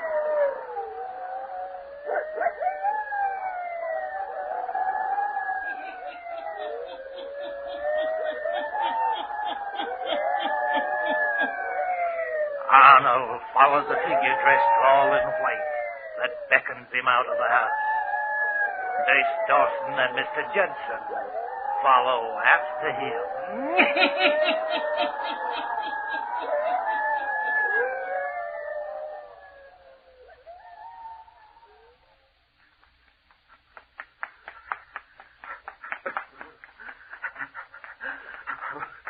Wait for me, Lenore. Where are you going? Wait for me. Wait for me. Lenore. Lenore, I'm coming. I'm coming, Lenore. Wait for me. Come on. Hurry. Come on. There he is. Up ahead of us. I see him. Yes, I see him too. Arnold! Stop. Wait a minute. Wait for us. He's running faster. Why did you ever let him get out of the room? I couldn't help it. The door opened. I don't know how. She was standing there. Have you gone out of your mind? How could a door open by itself? And who could be standing in the doorway? Said it was Lenore. Nonsense. Arnold! Wait for it! Wait! I don't see him now. Where's he gone? He turned down that side road, sir. Just now. He's liable to get out on the highway and be killed. We've got to stop him. This way. He went this way. I see him now. Arnold! Stop where you are! We're coming! Lenore! You must come back to the house, Arnold. She disappeared. You didn't see anyone, Arnold? Yes, I did. I saw Lenore. As for the nurse, she knows. Lenore stood in the doorway of my room. She beckoned me to follow her all the way down the road. Now she's vanished here in the park somewhere. Don't you realize, Arnold, that Lenore is dead? She couldn't have stood in your doorway. She couldn't have beckoned you out of the house. She's dead. She wouldn't speak to me. She just waved for me to follow her. And now she's gone. We must get my brother back to the house, Miss Dawson. Yes, sir. Now, come, Arnold. We're going home now. We'll take you home now, Arnold. You and I must have been mistaken. We didn't see anyone. No. We were not mistaken. For look. Look. Up ahead of us. Lenore. There she is again. Great heaven. I see you. Wait for me. I'm coming. Stop him. Stop him. We've got to stop him. We can never catch him this time. He's running so fast. Oh, he mustn't go that way. No. No. Arnold, wait for us. Wait. Look, Mr. Jackson. Look where he's going. I see him. He can't go that way. No. Arnold, stop. You can't go there. No. We've got to stop him. He can't go there. We must stop him. Wait, let go of me. Let go of me. You can't stop me now. I'll not let you go in that vault. Let go of my arm, Bruce. You can't stop me. Lenore went in there. I'm trying to save you for your own good, for the sake of the sanity of your mind. Your wife lies in her coffin in that vault. You couldn't have seen her. She didn't beckon you to come here. It's just a trick of your mind. I'm going into this vault. You can't go inside. She died of a contagious disease. You may get it too, Arnold. Nothing can stop me now. I'm going inside.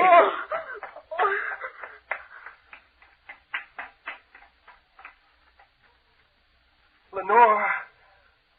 Where are you, Lenore? Come back out there. You'll only find her lying in there dead. We'd better follow him. He's likely to faint when he sees her. Arnold, come out here. Look. Lord.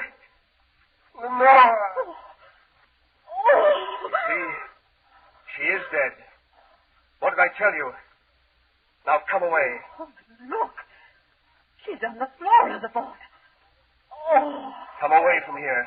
I found her here on the floor of the vault. She's dead. She's dead now. But she wasn't dead when you brought her here. No. My brother knows that. You know that, Bruce Judson. What do you mean? You know what I mean. You buried her alive. Oh! You're insane. Insane, am I? You know I found you out. Because you find her body on the floor, you think I buried her alive? Why, the coffin tipped over, that's all. You buried her alive. She got out of the coffin, but she couldn't get out of the vault. Only her spirit could do that. I heard her voice before she really died down in here, calling me.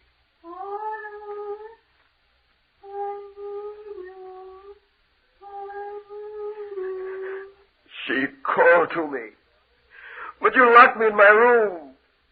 And then her spirit came to me tonight to tell me what had happened. Oh, Lenore. Lenore. Oh, what a terrible thing. You did that to your brother and that woman. What if I did? What if I did do it? She's dead now, isn't she? Forever. She fell in love with Arnold, not me. Now she's dead. Forever. Sure, I planned it, plotted it. It worked out. The medicine I gave her made her sleep the sleep of death. And we buried her alive. We buried her alive.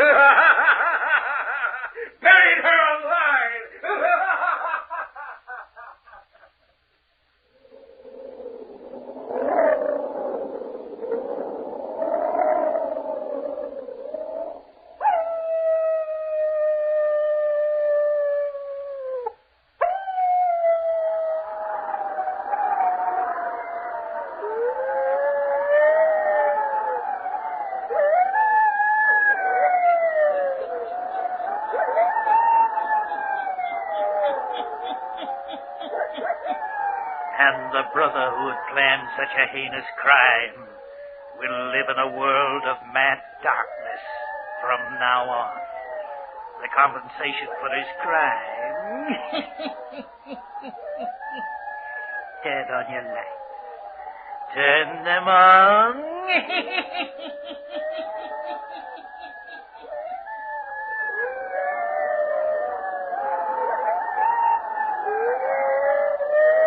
I'll be back.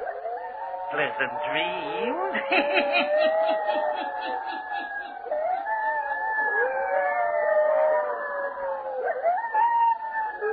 All characters, places, and occurrences mentioned in the Hermit's Cave are fictitious, and similarity to persons, places, or occurrences is purely accidental.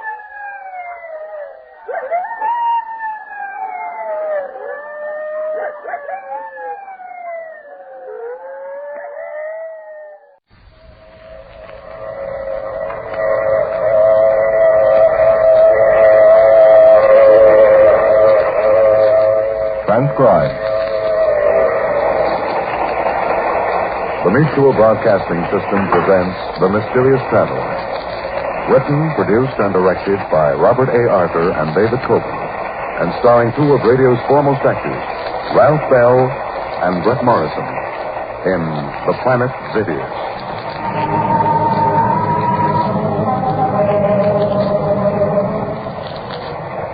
This is The Mysterious Traveler, inviting you to join me on another journey into the realm of the strange and the terrifying. I hope you will enjoy the trip, that it will thrill you a little and chill you a little. So settle back, get a good grip on your nerves, and be comfortable, if you can, as I retell a story which so many listeners have asked to hear again. It's the story I call The Planet Zevius.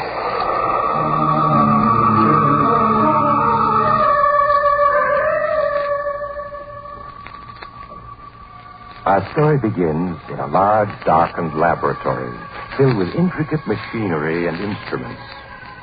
A half-dozen engineers are seated before control panels which run the length of the laboratory, while two small, slender men stand in the middle of the room looking up at a large screen, a screen which reveals the celestial heavens to them.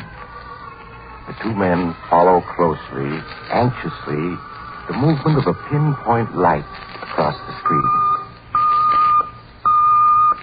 Signal's coming in much stronger, Commander. Yes. The ship is approaching the stratosphere. I think that this time we've succeeded. Let's hope it all goes well in the landing. Yes, we've waited so long for success. Pay close attention to the controls, men. The IPX-4 will soon enter the stratosphere. Prepare to land it. Pardon me. Commander Destro? Yes, what is it? My name is Vidray. I've been assigned by the Scientific Council to act as historian for the work you're engaged in. I see. Well, you come at a most momentous time, Vidray. If you look at the screen above us, you will see history in the making. Oh, allow me to introduce Professor Capaccio, our chief scientist. How do you do, sir? I'm happy to meet you. You were saying, Commander, that history was being made this very moment? Yes. You see that small pinpoint of light on the petro screen? Pinpoint of light? Oh, yes, I see it. That is the IPX-4, Interplanet Experimental Ship number 4. This year will go down in history as an epoch-making year. You mean that you've actually succeeded? Excuse me. The IPX-4's entered the stratosphere. Attention, Master Control. Prepare to land the IPX-4. Switch on retarding jet number 1. Switch on retarding jet number 1. Switch on retarding jet number 2. Switch on retarding jet number 2. Instrument reading. Speed, 1,200 miles per hour. Altitude, 60,000 feet. 900, 40,000. 700, 30,000. 500, 20,000. 300, 10,000. Speed, 100 miles per hour. Altitude, 2,000 feet. Signal base crew to stand by. Base crew signal to stand by. Instrument reading. Hovering 500 feet. 300. 100. Flight completed. The IPX-4 has landed, gentlemen. And with it, a new era has begun. An era in which we shall travel through the entire solar system to other planets. You finally succeeded. Yes. And the crew, they came through without any injuries or ill effects? The entire flight was controlled by us from this laboratory. The only crew we had on that ship were animals. The animals are alive and well.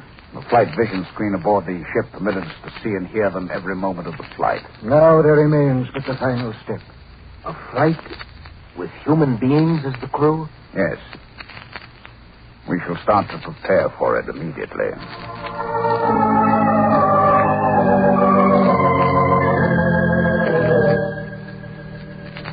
Ready for flight, sir. The crew are at their stations. Thank you.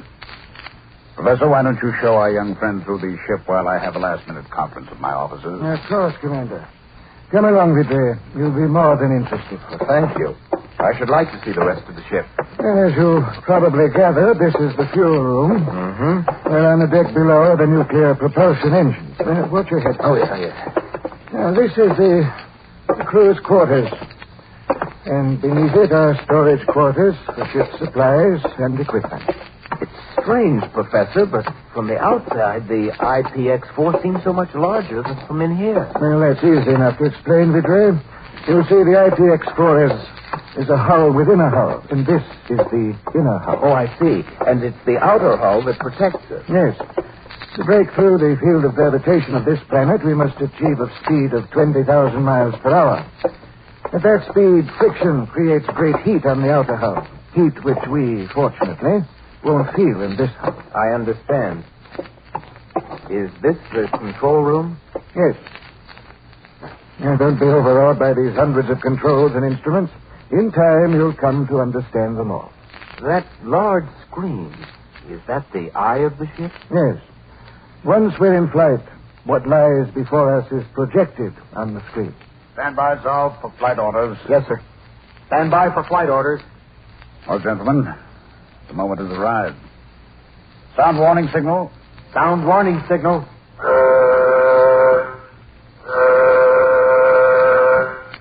Switch on flight vision screen. Switch on flight vision screen. Establish contact with base. Establish contact with base. Cut in nuclear jet number 1. Cut in nuclear jet number 1. We're taking off, Vidre.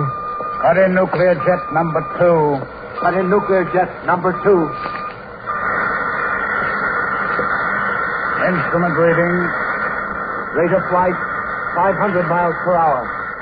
Altitude, 1,000 feet. Rate of flight, 2,000 miles per hour. Altitude, 150,000 feet. Don't worry if you start to black out, Vidre. It's to be expected. The crew is conditioned for it. Rate of flight, 5,000 miles per hour. Altitude, 140,000 feet. Rate of flight, 10,000 miles per hour. Altitude, 300,000 feet. This is a crucial moment, Vidre. Rate of flight, 11,000 miles per hour. Altitude, 500,000 feet. Rate of flight, 13,000 miles per hour. Altitude, 700,000 feet. Hear that surge, Professor? It's broken through. We're in space. Yes. Rate of flight, 24,000 miles per hour. Flight distance covered, 2,000 miles. We've made it, Professor. With each minute of flight, our speed accelerates. Yes. We should soon reach our maximum speed of 50,000 miles per hour. Rate of flight, 30,000 miles per hour. Flight distance covered, 3,000 miles. Take over, Zal. Yes, sir. What's the matter with Vidre? Did he black out? Yes. He wasn't conditioned for the flight. Oh, he'll be all right in a few minutes. When he is, bring him into the chart room. I'll be plotting our course.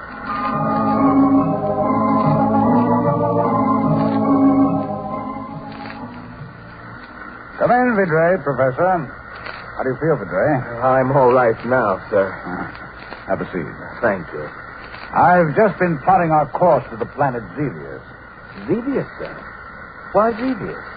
It isn't the nearest planet. Well, that's quite true, Vidre. But through the use of a spectrometer, we've been able to determine that Zevius can support human life. The composition of the air on that planet isn't much different from our own. The air of our planet contains 22.8% oxygen and 77% nitrogen, and traces of other gases. And Zevius? On Zevius, the oxygen content is 20.5%, a little less than our own. The nitrogen content is 79%. Well, we shouldn't have too much difficulty breathing on Zevius. I'm afraid I'm not too familiar with Zevius. How does it compare with our planet in other respects? Well, 3/4 of Zevius seems to be water. The land is divided into 2 continents. Very much like our own planet. Yes. The circumference is approximately 28,000 miles. 300 years ago, our astronomers noted huge explosions on Zevius. At the time, they thought it was disintegrating. But it didn't. Yes, and since those huge explosions 300 years ago, there have been no additional ones. Professor, do you think there might be human life on Zevius? Oh, it's quite possible, Vidre. We should reach Zevius in 60 days. Perhaps then, Vidre, we shall have the answer.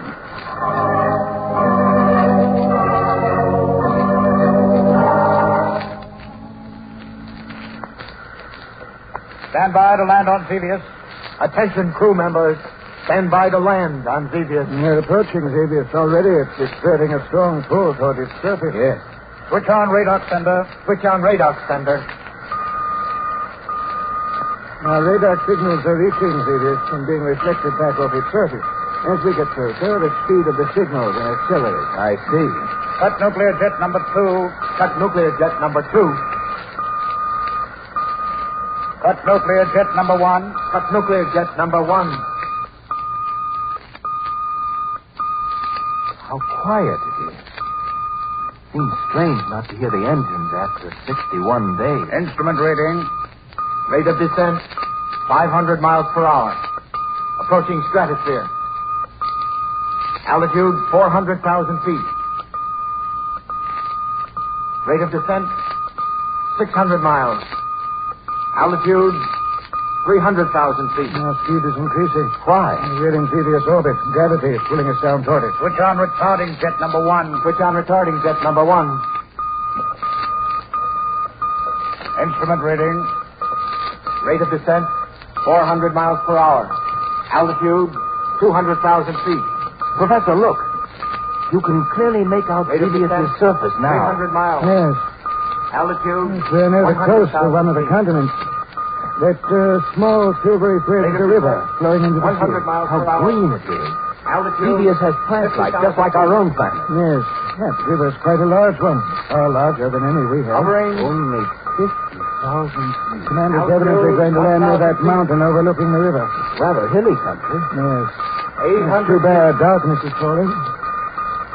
600. 400. 200. 100. Flight completed. We've landed. Cut retarding jet number 1. Cut retarding jet number 1. Cut radar sender. Cut radar sender. Well, gentlemen, we've done it. Flown 80 million miles from our own planet to Zevius. Congratulations, Commander. Thank you. Well, it's already grown dark. We'll wait until morning before leaving the ship. Meanwhile, Professor, I suggest you make extensive tests of the air on Zevius. We can't be too careful. Quite agree. I'll proceed at once, Commander. You'll have a full report by morning.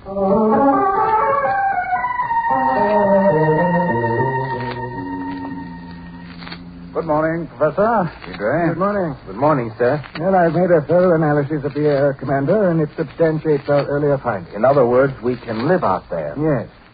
Well, we may find ourselves a little short of breath now and then due to less oxygen, and we're used to it. It's perfectly safe. Good. I'll give orders to have the nuclear copter assembled for flight. The 3 of us will make an exploratory trip over this area. Be prepared to leave in exactly 1 hour.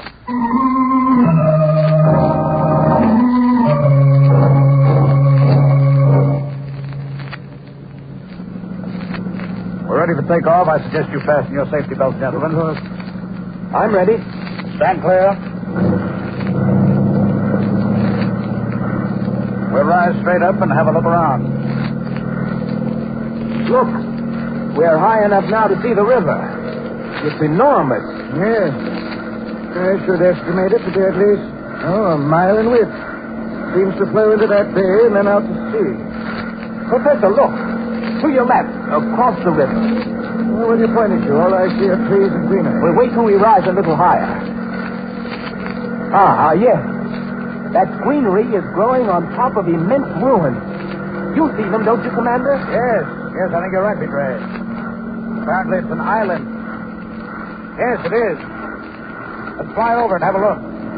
The island itself doesn't seem to be very large. Oh, yes, I see the ruins now. And they're barely discernible under the growth of trees and grass that covers it. Well, where are you going to land, Commander? We'll put down on that huge ruin directly ahead. From it, we'll have a good view of the entire island.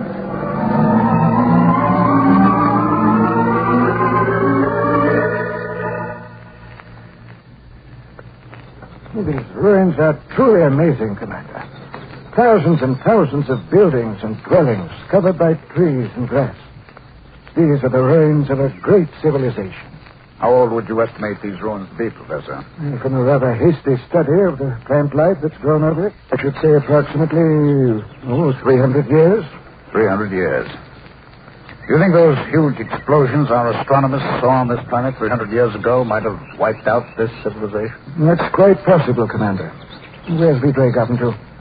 Oh, there he is. Oh, Vidray! Don't get too near the edge. You may fall over. I'm being quite careful, Professor.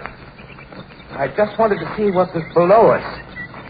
This ruin we're standing on must have been a huge building leveled by some great force. If you look over the edge, you'll see that it slopes down to what seems to be streets. Streets? Yes, very much like those on our own planet. It would be quite possible for us to make our way down the side of this ruin to the bottom. Can't be more than 200 feet. What do you think, Professor? Why not? By all means, let's descend and have a look around.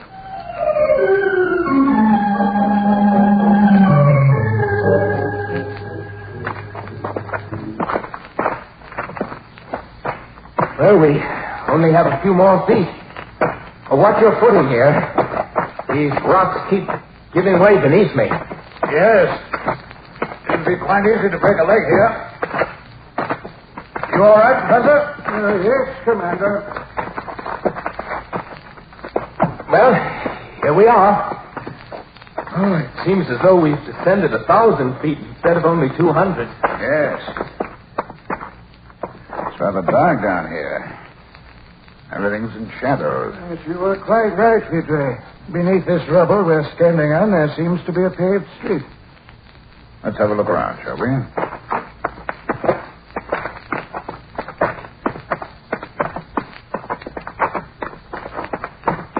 Look at those ruins.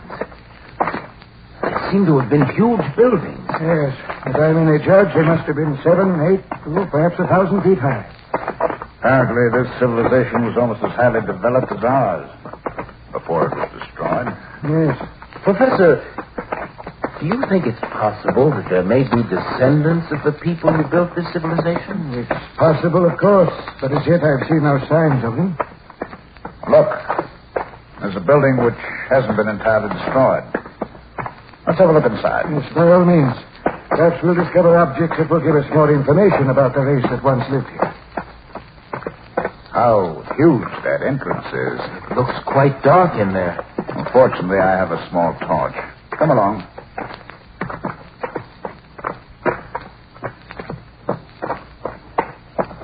Look at the size of this chamber. Why, the ceiling is at least 40 feet high. Professor, this building must have been an institution, a library. Look at the thousands of books lying on the floor, simply rotting away. Yes, you're right. Look at this book, Professor. It's about twice the size of our own. Yes.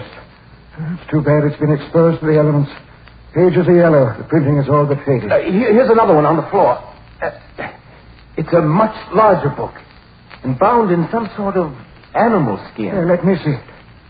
Yes, this is in much better condition. We shall take it back to the ship, Vidray. See if one of our scientists can decipher the language it's printed in. Professor, would you come here for a minute? Oh, yes, of course. Look. These ashes on the floor. Looks like the remains of a fire. Yes. Yes, you're right. It appears to be only a few weeks old. A few weeks old? Then that means... Yes. There were survivors of the Holocaust that destroyed this civilization. Their descendants may be here, in these ruins, watching us. That's quite possible.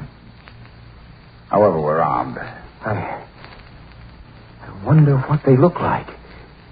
Perhaps after a time when they get used to the sight of us, they'll show themselves. Yes.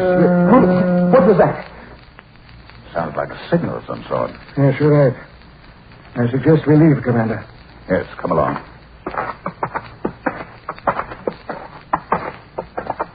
It feels good to get out of that dark chamber. There it is again. Only much closer. There's no need to get alarmed, Vidra. If we only knew what they look like. I dare say we frighten them as much as they do us. I think we're being followed. I saw a huge figure back there slipping from one ruin to another. Oh, nonsense, Vidra. It's your imagining. Yes. Yes, I think you're right. For a moment, I caught a glimpse of someone behind us, too. We're almost at the foot of the ruin which we descended. We haven't much further to go. Perhaps we ought to fire our weapons as a warning. No. They'd surely take it as a threatening gesture. We don't want to do that. Yes, well, here we are. Let's not waste any time climbing to the top.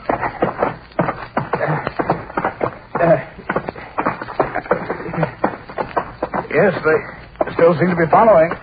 Now and then I can make out a shadowy figure. It's almost impossible to tell what they look like. They cling to the shadows. They seem enormous. Much larger than ourselves. Mustn't let your imagination run away, is it? It's amazing how much faster we're going up than when we came down. We're almost at the top. I have a feeling they won't try to climb this ruin after us. Evidently, they don't like daylight. Ah, here we are. Professor, look out! That was close. What was it? They threw some sort of weapon at you.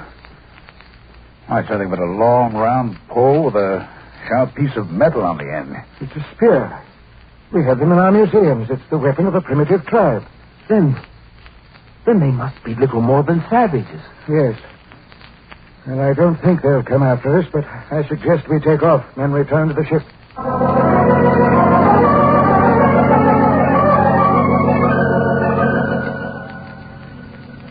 Zal? Yes, sir? I don't expect any trouble, but turn on the radar system for protection. If anyone approaches the ship, the alarm will go off. Yes, sir. Why are you so fascinated by that spear, Vidra? You've been examining it for 10 minutes now. But it's just that... Well, it's an enigma, Commander. We find the ruins of a great civilization. Huge buildings, dwellings, streets.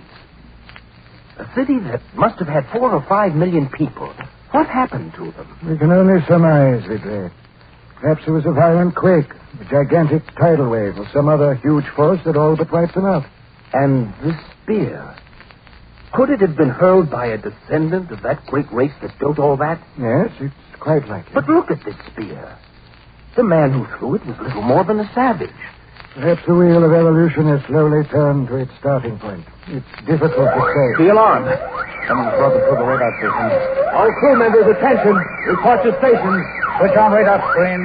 Switch on radar screen. It's too bad night has fallen. Screen reveals nothing but shadowy trees. Yes. What's that? Sounds very much like spears bouncing off the hull. Yes, we're being attacked.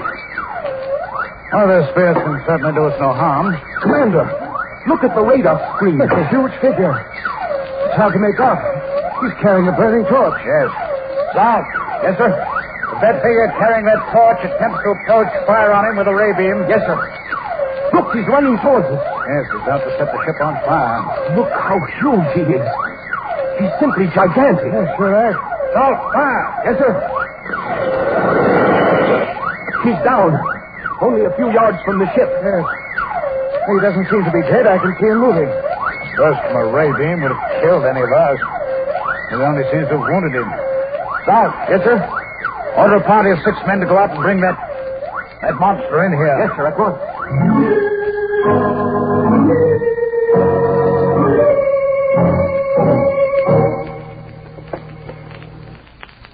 bringing him in now, Commander. Yes. Bring him over here, man. He's much too big for the bed. All right, lie him down on the floor. Good. That's it. He's dying. I'm afraid there's nothing we can do for him. Trying to say something. If we only knew his language.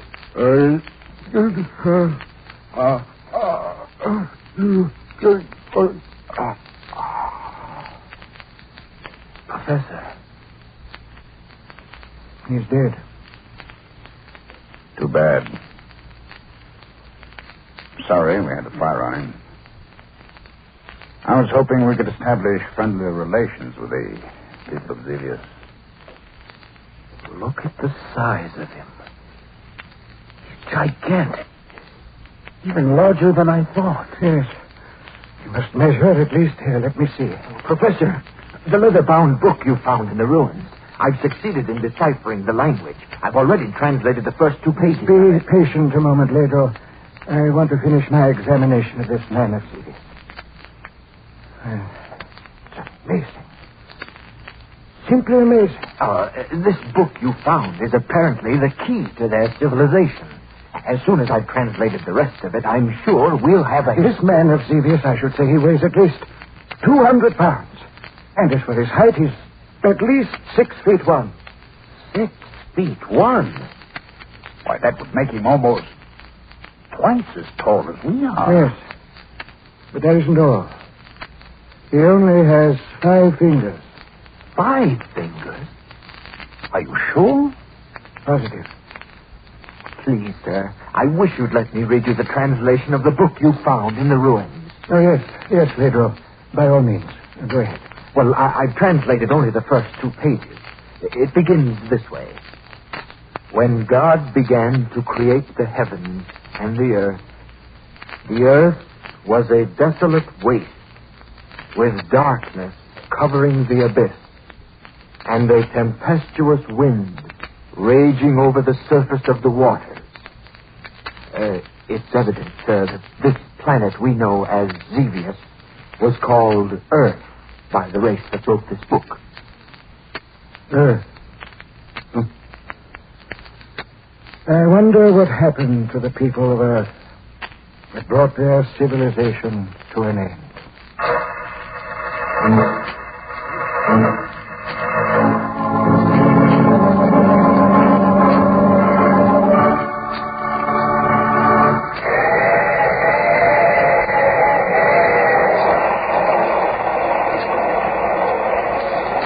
This is the mysterious traveler again.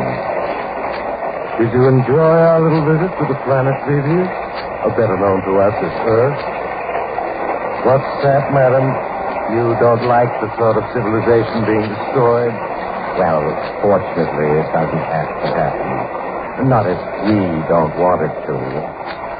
Oh, by the way, all names of characters in this story were fictitious, and any resemblance to the names of actual persons is strictly out of this world. And, oh, you have to get off here. I'm sorry.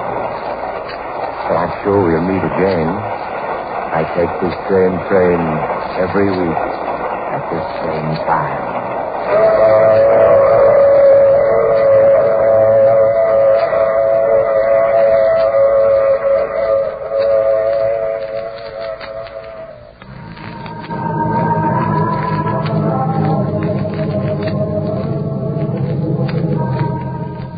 You have just heard The Mysterious Traveler with Maurice Tarquin in the title role.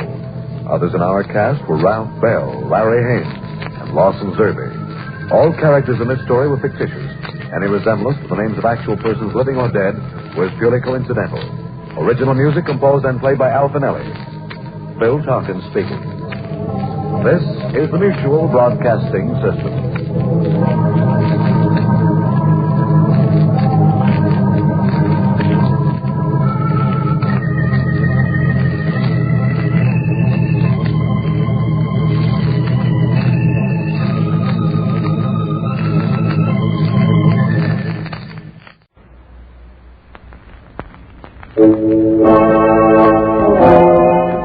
Adam Hatz presents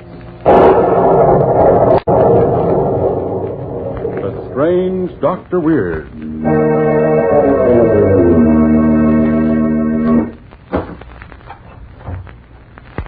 Good evening.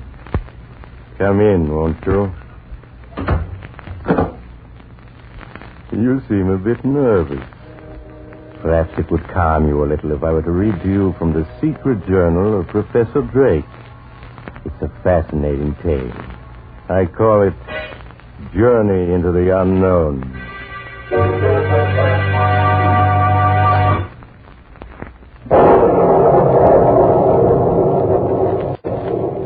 There are some extremely interesting entries in Professor Drake's journal, particularly those beginning with the entry made October 1st, which reads, "Today my son Paul has reached the final stages in the preparation of his serum number 17.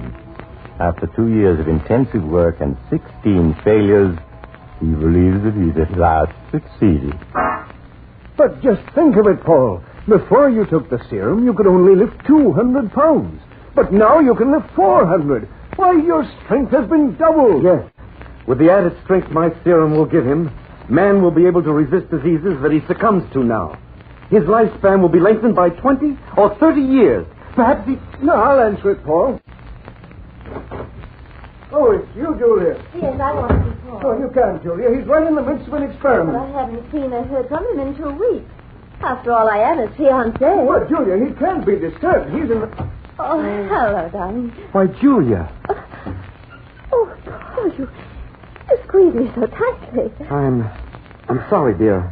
I'm afraid I don't know my own strength. Oh, that's all right. Paul, what kind of experiment is it you're working on? Darling, I can't reveal anything yet. Not even to you. But when my work is done, you'll be the first one to hear about it.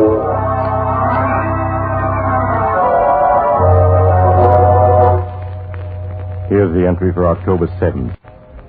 Serum number 17 is effective beyond Paul's wildest hopes. Oh, think of it, Paul. Today you were able to lick up 600 pounds with ease. Yes. Why are you staring at yourself in the mirror so? Father, do you notice any change in the shape of my head? Why, no, Paul.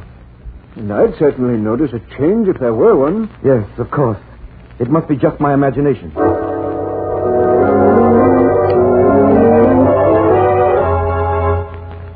On October 8th, he wrote, "This morning when I entered the laboratory, I found Paul fast asleep at his desk. I woke him." Paul, wake up. Huh? You should have gone to bed when I... Oh. No, it can't be. What is it, Father? What's wrong? Your face. My face? Quick, hand me that mirror. Here. No. I was right. Look at me, Father. My face has become broad. The features flattened. The cheekbones prominent. And notice how thick the hair on my body has become. I've reverted to the Neanderthal man. The Neanderthal man? But, Paul, he existed 50,000 years ago. Yes, I know. At the swift pace I'm going backwards, it may only be a week, a few days, before I revert to an ape completely. Paul, what are we going to do? There's only one way I can save myself.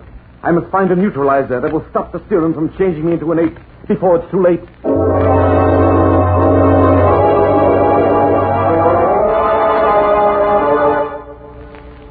In his entry for October 10th, he wrote, "Paul has been working 48 hours without rest, and so far has been unsuccessful in finding a neutralizer. This morning when I entered the laboratory, I could see that he is looking more and more like an ape every day." Paul, you just can't go on this way. You've got to get some rest. I can't rest. Every minute is precious. I lost 4 hours last night. You lost 4 hours? I don't understand. While I was working here last night, I glanced at the clock to find it was just 3 o'clock. Then, the next thing I remember was finding myself in the hall, and the clock was just striking 7. What? I can't remember those 4 hours. Where I was, what I was doing. Those 4 hours, I lost my ability to think as a man. My mind became that of an ape. During those 4 hours, I actually was an ape.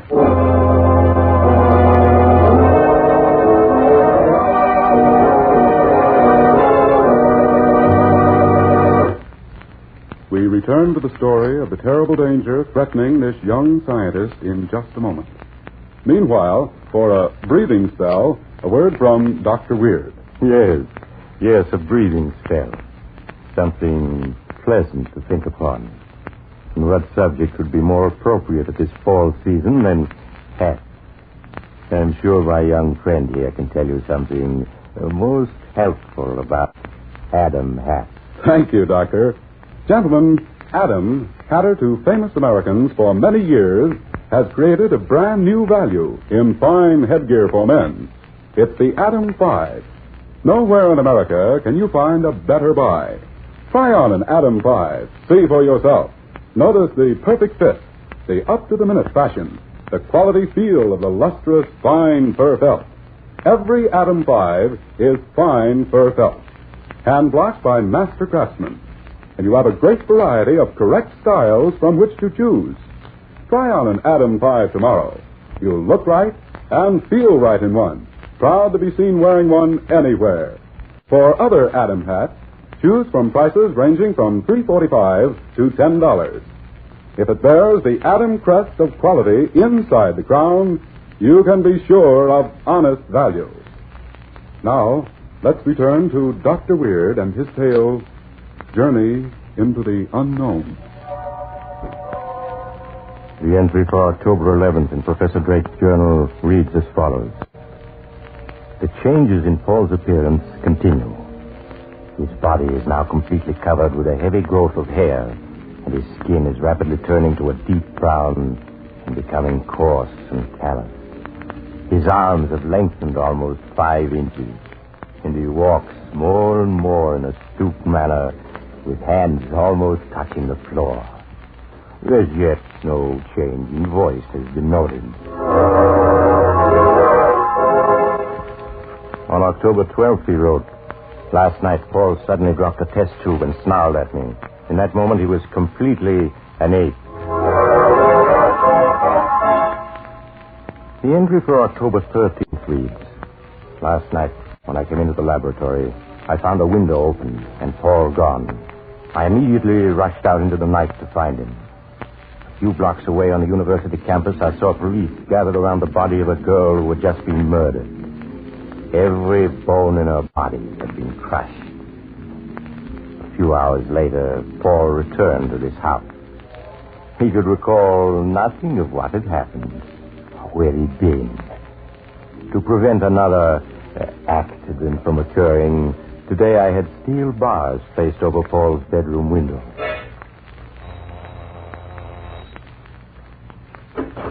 Oh, it's you, Julia. Good evening, Mr. Drake. I want to see Paul. No, I'm sorry, Julia, but Paul can't be disturbed. He's asleep in his room. You've been putting me off for days, but this time I am going to see him. Hey, Julia, come back. You can't see him now. The light switch. Oh, is it? Julia, you shouldn't have... He isn't here. His room's empty. He isn't here. Why were those bars put over Paul's window? It's all part of the experiment, Julia. Well, this window over here... There's someone had bent the bars apart to escape. But no man could have bent bars as strong as these. That ape. What ape, Julia? The one that the police believe crushed that poor girl to death last night. No, really, Julia. Do you think for a moment that... You were using an ape in the experiment. This room was his cage. And now it's escaped. Julia, you're wrong, I assure you. Paul's out looking for that ape, isn't he? And the ape's a killer. Please, Julia. I'm going to get the police.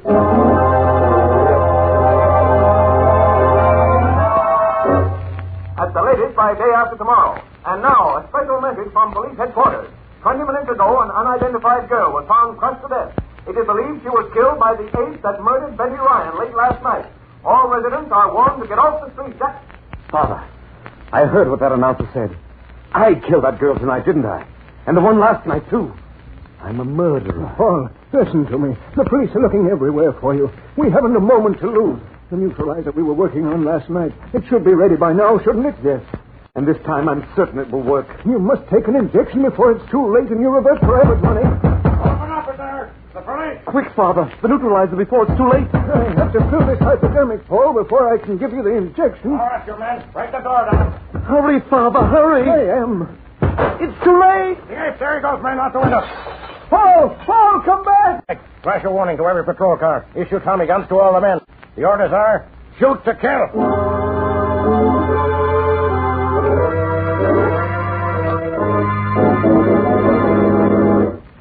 out, men. Spread out. We've got the 8th cornered now. Please, Chief, you've got to listen to me. If you'll only let me inject this neutralizer into him, then there won't be any need for all this. Don't listen to him, Chief. That ape's a killer. Yeah, we're going to put an end to that ape once and for all. No, you can't. You don't understand. It isn't an ape. It's my son, Professor Drake. Your son. I know an ape when I see one. Yes, I know, but it's my son changed into an ape. This neutralizer will bring him back to You normal. must be crazy. Okay, Mike, let him have it. No, I won't let you. I'm coming, Paul. I'm coming. Right, come back. Come back, do you hear? Hold your fire, Mike. Here I am, Paul. Oh, it's Father. I have the neutralizer. Paul, I have the injection. Here, give me your arm. Oh, no! All right, Mike, drop the old man's body now. Let him have it.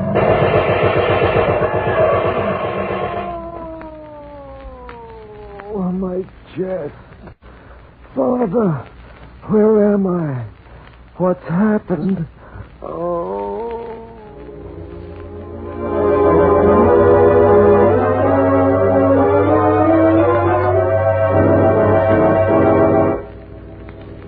It was a great pity about poor Professor Drake, wasn't it? He was so young. What am I going to do with his journal? I thought I might carry on his experiments. But I would need someone to assist me as a sort of human guinea pig. So perhaps you would like to volunteer. Oh, you have to go. Too bad. Perhaps you'll drop in on me again soon. I'm always home.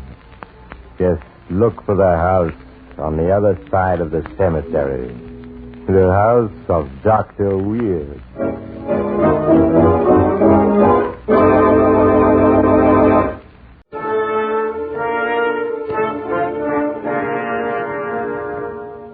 Unsolved Mysteries.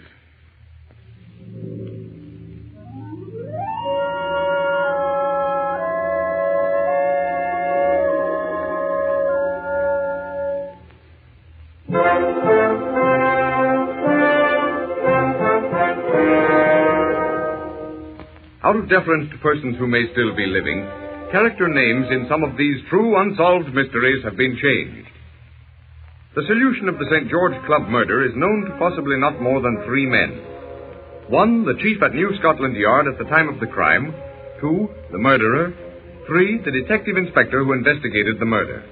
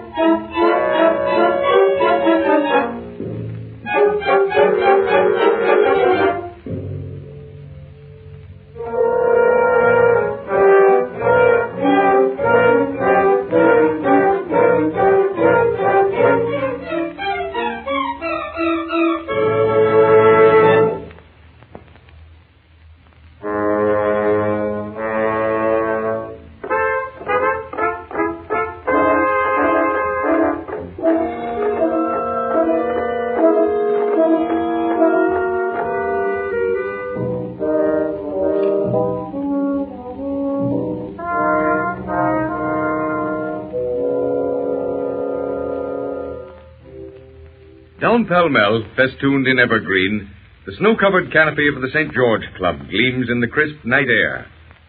Old Walter, the doorman, the whiteness of his hair rivaling the softly falling snow, greets the club members with the same formula he's been using for over 60 years. Good evening, Sir William. Pleasant evening to you, Sir William. Good evening, Walter.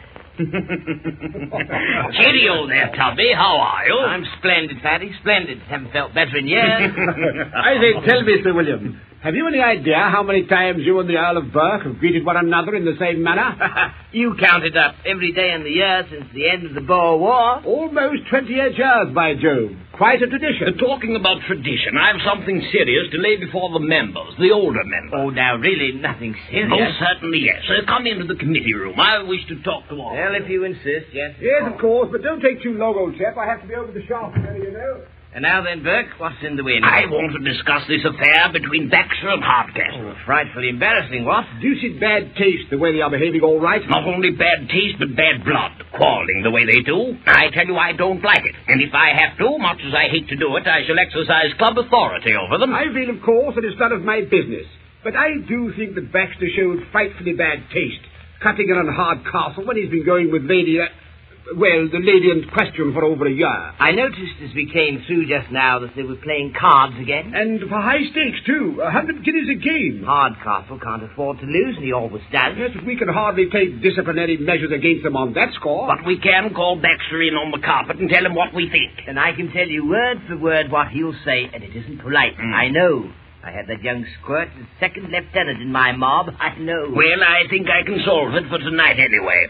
George, over at the Shaftesbury, has invited us all to occupy the first 4 rows of the parterre to see Mary Garden and Melisande. Oh, splendid, splendid. So let's go through to the card room and see if we can't break up this place for tonight. All right.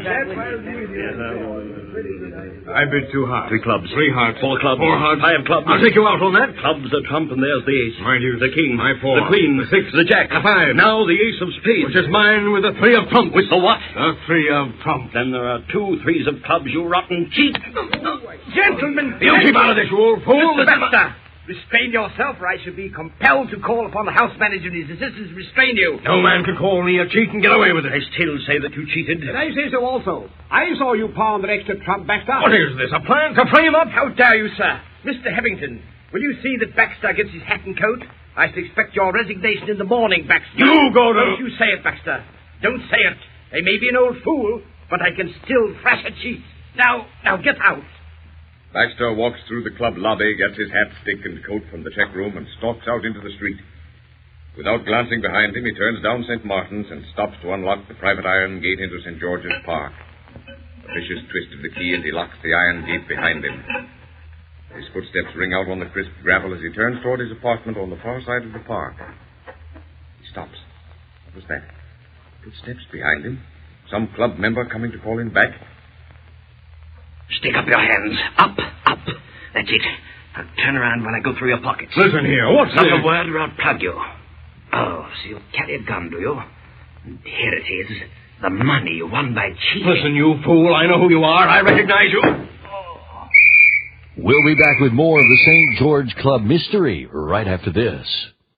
And now, back to the St. George Club Mystery on When Radio Was. In a few minutes, the police find Baxter's body and carry it to the club. Suspicion immediately falls upon Hardcastle when the Dow Scots Detective Inspector Alec Drummond hears of the quarrel over cards. Mr. Hardcastle, I have to warn you that whatever you say will be taken down in writing and used as evidence against you. Do you object to being searched? Not in the slightest. Then empty your pockets. Keys, motor car driving license, watch, wallet with £64 in it, loose change, and, my dear Inspector, no gun. We found the gun. May I interrupt, Inspector? Certainly, Sir William. It's rather ridiculous, don't you know, to be accusing Hardcastle here.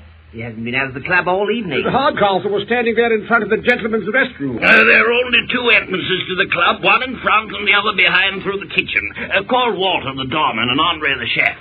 Let me see your hands, Hardcastle. Delighted, Inspector. You'll find no powder smudges. You see, I've washed my hands. You sent for me, sir? Yes, Walter. The inspector would like to ask you a few questions. You heard the shots? Certainly. Did anyone leave the club immediately before that? No one left the club since Mr. Baxter left, sir. Aye, that is all. And this is Henri, the chef. Will you answer the inspector's questions, Henri? Could anyone pass through the kitchen without you seeing them? Oh, no, impossible. C'est impossible. And no one has this evening? No one single person is here, Inspector. I'm sorry, Mr. Hardcastle, for having inconvenienced you. Don't mention it, Inspector. We all have our duty to do at times. New Scotland Yard was on its mettle. The London papers blazed forth the story of the killing, and editorials were scathing in their denunciations, but still the murderer remained undiscovered. The scene is New Scotland Yard 1 week later. The chief is seated behind his desk talking to the detective inspector, Drummond. Nothing new on the Baxter affair, Inspector? Not a thing, Sir B. I've followed up every slightest thing, but there isn't even a clue. Baxter was killed with his own gun. Fingerprints, Drummond? Plenty. Almost every member of the club had handled that gun at some time or another. Baxter was quite fond of showing it off. You followed Hardcastle? Every minute of the day. No trace of the money that was stolen from Baxter? Not a sign, Sir B. The thing that gets me is that no one could get in and out of St. George's Park without a key to that gate. So it must have been someone who had a key. Either a proper key or a skeleton key. And the doorman didn't see anyone? Not a soul. People walking along St. Martin's? Plenty, including a taxicab driver, and he swears no one came out of the park. Any ideas of your own, Inspector? Yes, Sir B, I have. But you can't question the integrity of men like Sir William and the Earl of Burke. You can't hang a man with an ironclad alibi. You're quite right, Inspector. You can't hang a man with an ironclad alibi. In just a moment, you will hear a solution to the St. George Club mystery.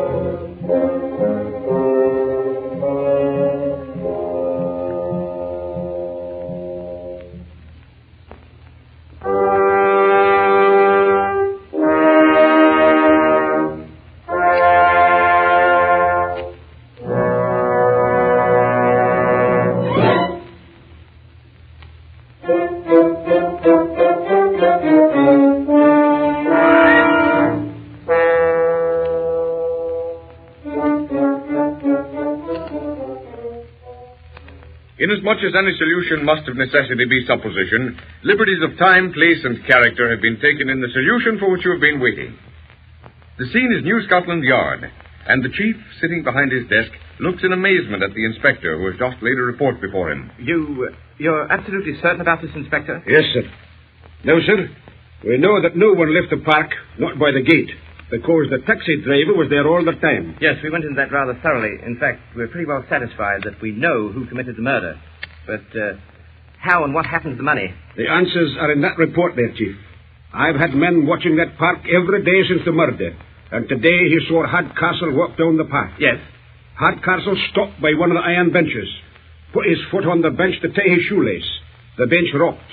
Hardcastle bent down and rearranged the wooden block that keeps the iron leg of the bench from sinking into the soft dirt. By Jove, you've hit it. Yes, sir. That solves the mystery. Yes. That's where he hid the money after he killed Baxter. I can see that scene now. That night. Baxter walking out of the club, the members dividing themselves into little groups, discussing the scandal. Hardcastle going to the restrooms, looking behind him as he softly closes the door. Now the coast's clear. I'll open the window, slip out into the square. I'll creep up behind Baxter as he walks home and stick my pipe stem in his back. They think he's being held up. Then I'll take his gun, take that money won by cheating. I'll hide the money under one of the wood blocks, kill Baxter, and be back in the restroom in less than 1 moment. There isn't one member of the club that will think I've ever left the club rooms. Now, stick up your hands. Listen here. Not a word or I'll plug you. Oh, so you carry a gun, do you? And here it is, the money you won by cheating. Listen, you fool. I know who you are. I recognize you.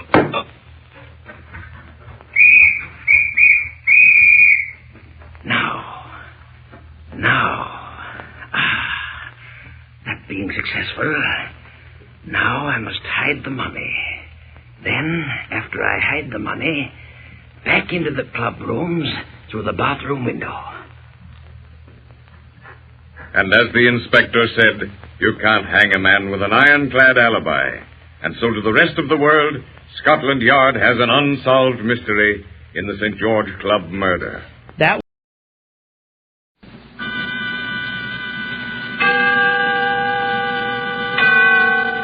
Autolite and its 96,000 dealers bring you Mr. J. Carroll Nash in tonight's presentation of Suspense.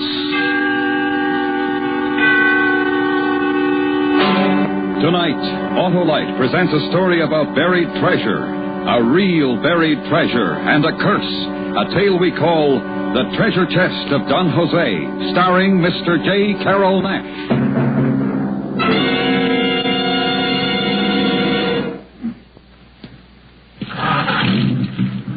Hey, Hap, what are you doing? Getting a fast start with my Autolite Stay Full battery, Harlow. Ah, you bet. Fast and dependable. And best of all, that Autolite Stay Full needs water only 3 times a year in normal car use. And I know why, Harlow. Sure you do, Hap. It's because the Autolite Stay Full has over 3 times the liquid reserve of batteries without Stay Full features. Right, Harlow. So, friends, visit your nearby Autolite battery dealer soon. He services all makes of batteries and has an Autolite Stay Full for your car if a replacement is needed.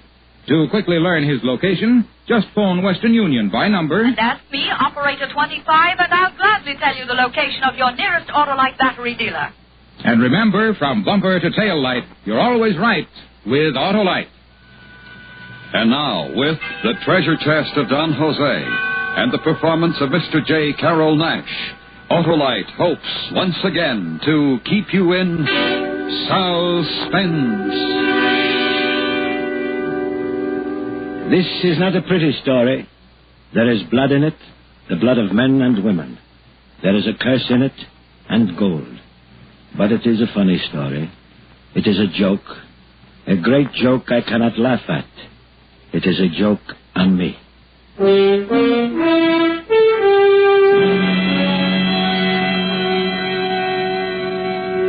In matters of this sort, secrecy is of the most importance. In matters of this sort, no man is your friend. Once, I had a friend. We lived together in my little house on Black Cay down in the Gulf of Mexico. But then the hurricane struck, and everything was different.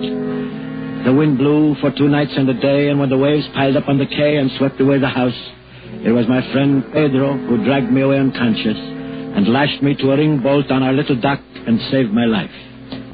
Next day, the sun was shining again, but there was nothing left on my little island.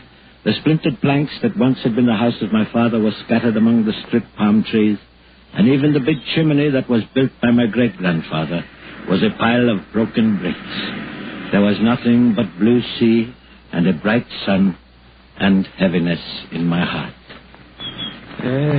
Even the chimney. What would you expect from such a wind? Aye, my friend. So now at last the curse of the Gasparias has fallen on you? Curse? You speak foolishness. It was a hurricane. So it was, but a hurricane sent especially to destroy you? You cannot believe that silly tale. Did not your father perish from a bolt of lightning that struck him from a cloudless sky? The doctor said it was a heart attack. And your grandfather pulled into the sea by a giant octopus? He was washed overboard during a squall. And all because of his father, Don Jose, the king of the pirates. And the curse put upon him and all the Gasparias by the beautiful Doña Margarita, who preferred death. Oh, you prattle like a schoolboy, you who have never been one day to school. Come, we will clear up this mess and build the house over again.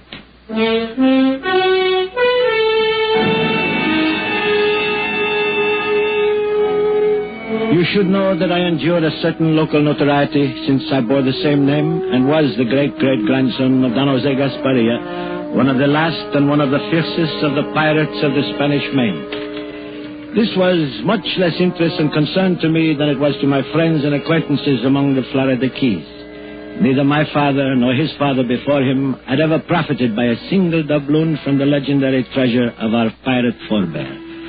As to the curse pronounced on Don Jose by the proud and virtuous Doña Margarita, I gave it as little credence as I did the recurrent tales of Gasparia's buried treasure.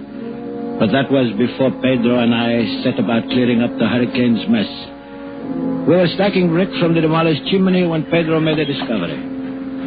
Jose, look at this. What is it? Seems to be a box, a little iron box, the size and shape of a brick. Well, let me see it. There was a lock there, but it's rusted away. Hand me that pinch bar.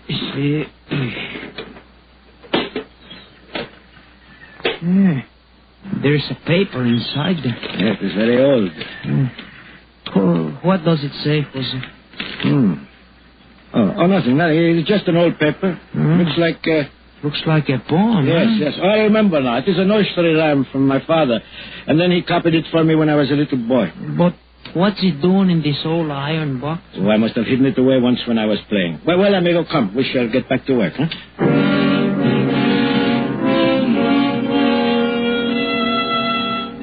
It was a lucky thing Pedro could not read. Nursery rhyme. That rotting piece of parchment said, "On Dog Body's Island you could fare worse, if there you will Don Jose's curse. For there, 33 yards, south-southeast of the Rocky Gods, you'll find a pleasantly fulsome measure of Gasparia's earthly treasure." There could be no question about it. Here was at last a tangible clue to the hidden goal of my ancestor. It was mine if I could find it. And why should I share it with anyone, even Pedro? I was the rightful heir, and I would claim it all. So that night I took our only boat and rowed to the mainland. I spent 2 days in the public library in Key West searching the old charts before I found Dog Body Island. It was a tiny sand spit near the tip of Cape Cod. I withdrew all of my money from the bank, bought a suit of city clothes and an airplane ticket north, and the next day I was standing on a cold, windy Massachusetts beach talking to a suspicious real estate agent. No, sir, I ain't heard this called Dog Body Island since I was knee-high to a grasshopper. Where'd you hear it called Dog Body Island? Well, I really don't know. Some friend of mine down south, maybe. Well, it's called Sprague Spit now, ever since old Captain Sprague bought her up. Of course, she always was connected with the mainland at low tide. You can see the sandbar over yonder. Yes, I see her.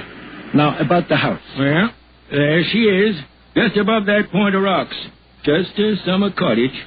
Too danged uncomfortable this time of the year. Well, it looks all right to me. I can find you something a heap sight better in town. Got a nice little house just back of a gas station. Well, I'm looking for solitude. Yeah, you'll find plenty of that out here.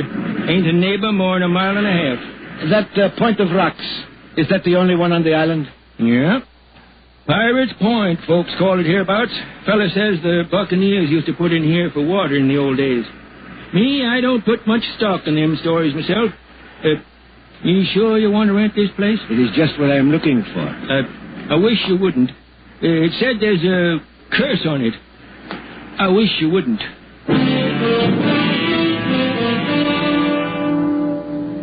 It was perfect.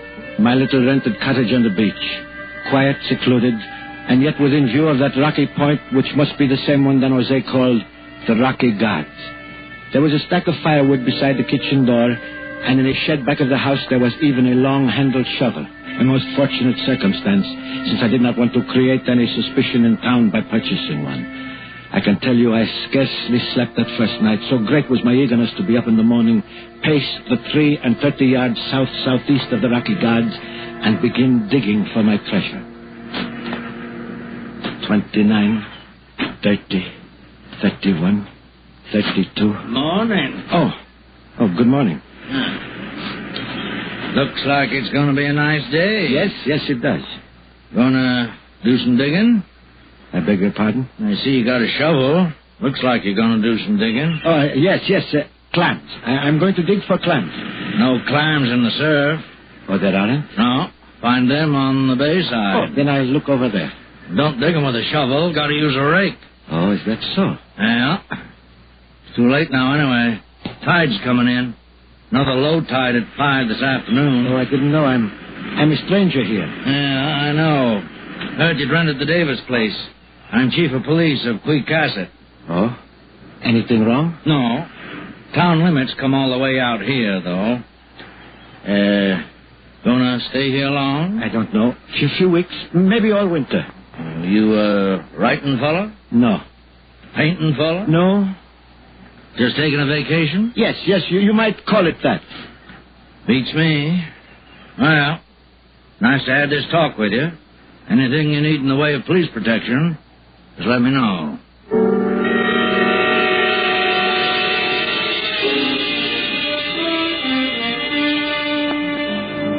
He couldn't know. How could he know? Nobody knew about the treasure clue but me. Yet he seemed so suspicious. And he asked me so many questions. Well, I went back to the house, sat by the window until he was out of sight up the beach. But by that time, the tide had come in and the treasure was buried by the ocean. So I waited until 5 o'clock when the tide was low. And then, carrying a gasoline lantern, I paced off the 33 yards south-southeast of the Rocky Gods and set to work. Although the evening was chilled with a brisk breeze blowing in from the sea, I soon had shed my coat and was dripping with perspiration. I lost all track of time and place and my own identity. I was a machine attacking the wet, sliding sand with huge bites of my shovel, widening the hole as it grew deeper until my lantern threw long shadows across the opening that had now become large enough for a coffin. Then my shovel hit something solid. I reached for my lantern, and there, under its lifeless green glare, was a section of rotting wood. I shoveled wet sand to one side. There was a rusted iron strap. I had found it. An iron-bound chest. The treasure chest of Don Jose Gaspari. It was almost too much to bear. Suddenly my dampened shirt chilled me, and I was seized with a fit of shivering. Then I began crying like a frightened child. How long I crouched there in this agony of relief and joy I cannot tell, but suddenly above the sound of my own sobs and the pounding surf and the sighing wind, I heard voices.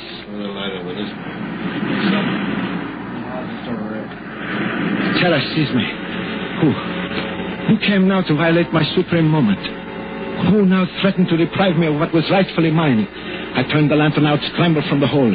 A few yards away, I could see the beam of a flashlight slowly approaching. I ran, hid behind a ledge of rocks, my heart drumming in my ears, my held breath screaming in my tightened throat, trying to listen, trying to see.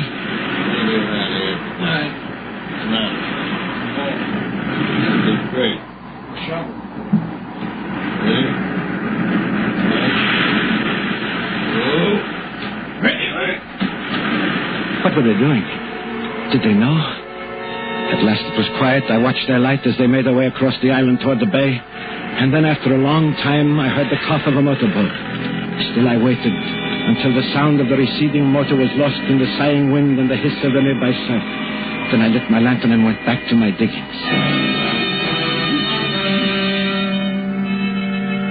The hole, it was half filled, and suddenly my terror turned to rage. What had they done? I began digging savagely. But almost at once my shovel hit something that was softer than the chest and yielded to the pressure. I seized my lantern, crouched over for a closer examination, and found myself looking into the still open and vacantly staring eyes of a corpse.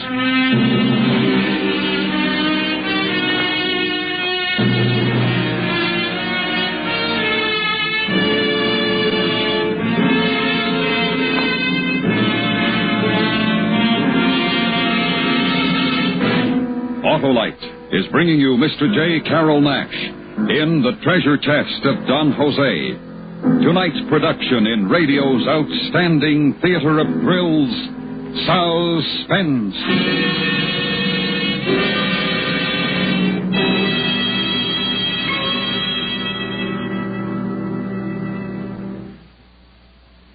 Say, Harlow, wait a minute. Do you mean everyone? Everyone, Hap. Positive? Positive, Hap.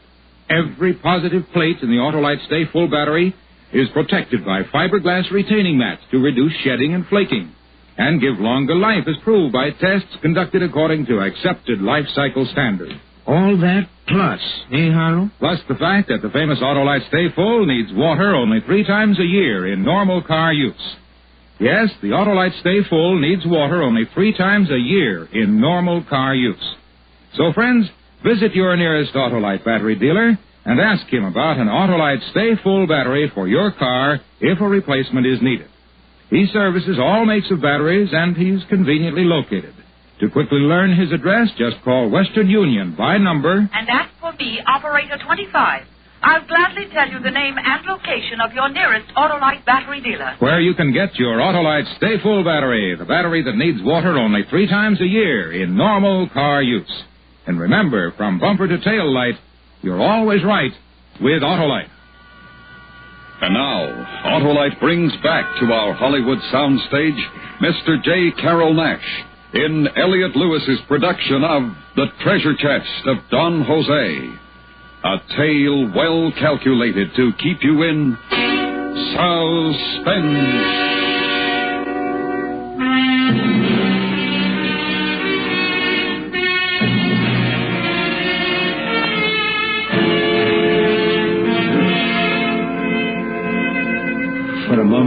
I stared into the open eyes of the corpse, I had a strange feeling that he was one of Don Jose Gaspario's men buried with a treasure chest to guard it through eternity. But this was ridiculous. The man was only recently dead, no 100-year-old skeleton. And he was young and well-dressed, yet he stood between me and my treasure. Was this then the curse laid upon Don Jose, come to rest at my feet? With the greatest effort, I covered the grisly guardian of my fortune. By then it must have been close to midnight. The tide was coming in. I dragged myself back to the house, tormented by 1,000 anxieties.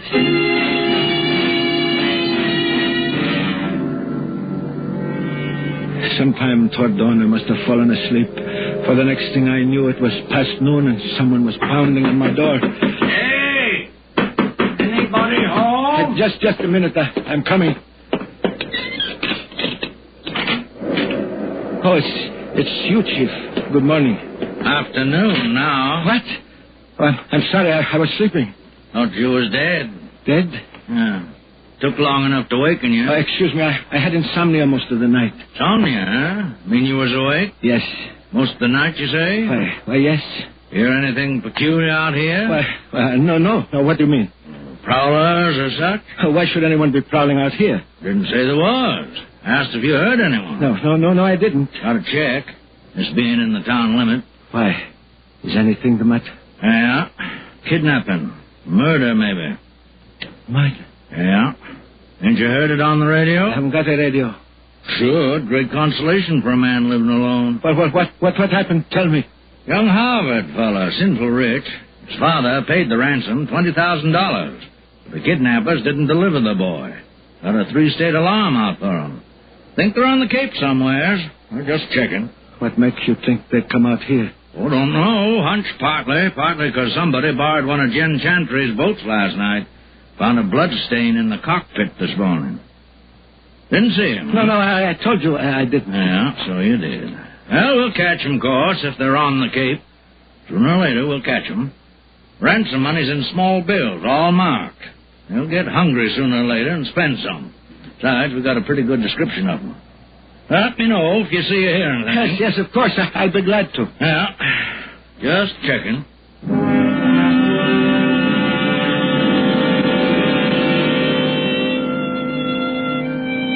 Now there was no time to lose. I had already missed one low tide. I had to get my gold and get it away from this island of suspicion and debt. I waited until 5 o'clock and returned to my diggings. The low scudding clouds packed the sand with sudden gusts of icy rain. There was little likelihood that I would have unwelcome visitors on such a forbidding evening. I quickly disinterred the body from my treasure hole. Unquestionably, he was the kidnapped victim, a young man dressed in flannel slacks and saddle shoes of a college boy. I dragged him to one side, out of sight behind some rocks where I couldn't see his empty death stare. Then I went back to my digging. By 7 o'clock, I had uncovered the chest and was prepared to lift it out of its grave. The curse? No curse, for here was the treasure, and it was mine. I'm going to give you a hand with that. What? He wants to know, do you need a hand with that? Who are you? What are you doing here?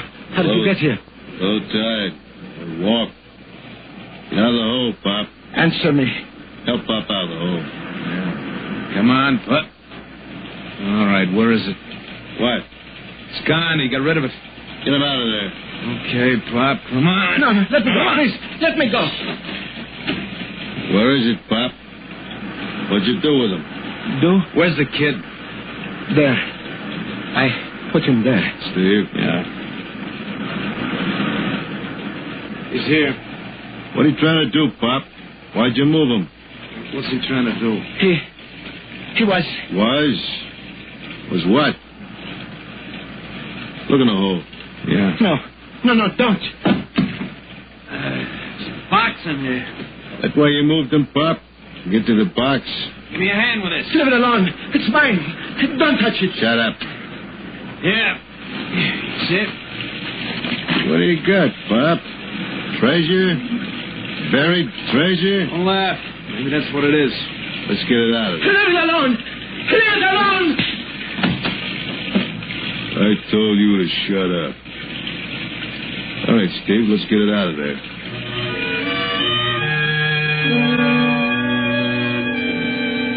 There it was, my treasure, in the sand-covered, iron-bound box. Only it wasn't mine. Not while these two hoodlums stood over me with clenched fists and poised boots. At gun's point, they made me grasp one of the rusty handles, and one of them lifted the other, and they forced me to help carry it toward the house. My treasure, it was mine, and nobody could take it from me now. I must find a way to rescue it. When we got inside the house, they yanked open the chest and emptied one of the canvas sacks, its contents cascading onto the table in a golden stream of doubloons. Well, what do you know? Gold. It's mine. It belongs to me. It's my inheritance. Yeah, I know, Pop. Only you're going to pay a high inheritance tax, 100%. Okay, now, Pop, I'll tell you what we're going to do. My friend and me are in a little trouble. And you're going to give us a hand, aren't you, Pop? What are you talking about? Go away. Leave me alone. That's just what we're going to do. We're leaving, and we're taking that bright, shiny stuff with us. And the treasure is mine. But we're going to be fair. More than fair. We're going to give you $20,000 in nice, up-to-date American money. How do we know? Maybe that junk of yours ain't worth half that much. Your money's mine. It's ransom money. That's beside the point. This dough of yours won't work in a cigarette machine, you know. Gonna have to go to a lot of trouble to cash it. What was that? Window blew open. It's rained like the devil outside. Better get started. No, I won't let you. Just take it easy, old man.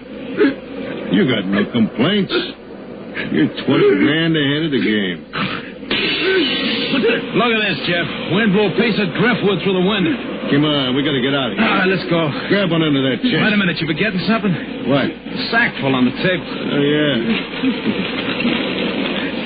Here, Pop. Here's one for you as a souvenir. Come on, Jeff. We got to get this thing across the sand spit full of tide. Yeah, we're all finished here. So long, Pop. No, my treasure! My treasure! Thanks, Pop. Thanks a million.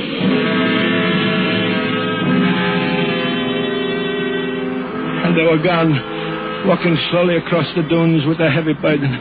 I watched them, unaware of the sheets of rain driving through the open door of the cottage, unaware that the house itself was shuddering from the impact of the storm, unaware that the wind had shifted from northeast to southeast. And suddenly I became conscious of my great danger. The tin frame cottage was creaking and shaking. I was shaking from the relentless wind, and the sound of the storms had a familiar tone, a tone I had heard once before, and then I realized the wind had shifted. I realized this was no ordinary storm. This was a hurricane. Outside, the waves were piling up, coming closer and closer to the cottage. Over my head, there was an ominous crunching, ripping in the eaves. I could see the gray daylight through the eaves. The roof would blow loose any moment. I threw myself against the kitchen door and, crouching low, ran away from the sea.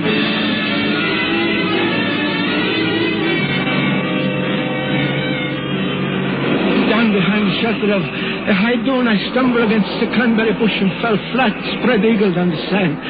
And suddenly the wind stopped, the rain stopped, and there was the calm of death. It was the center of the hurricane, the eye, the moment of respite before the final fury of the storm. And I remembered the curse and wished aloud for its fulfillment. And there was no sound but the booming of the furious surf, and then there seemed to be a distant human cry. I looked toward the rocky guards. Far in the distance, for an instant, I could see the tiny, struggling figures of my tormentors. And then a giant wave crashed down on them, and the spit disappeared in boiled, angry water. And the wet heavens descended again, hurled upon me by the tail of the hurricane.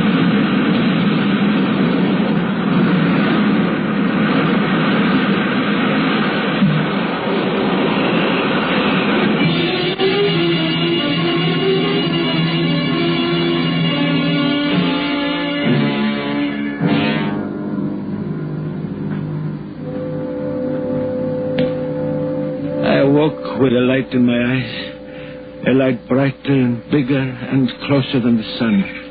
And I heard a voice. You all right, Mr. Gaspar? No, who? It's me, Tris Weatherby. Got out here as soon as I could. We was worried about you. Out here with no radio, you couldn't get the storm warnings. You come up so fast, wasn't time to get you off. Oh, thanks.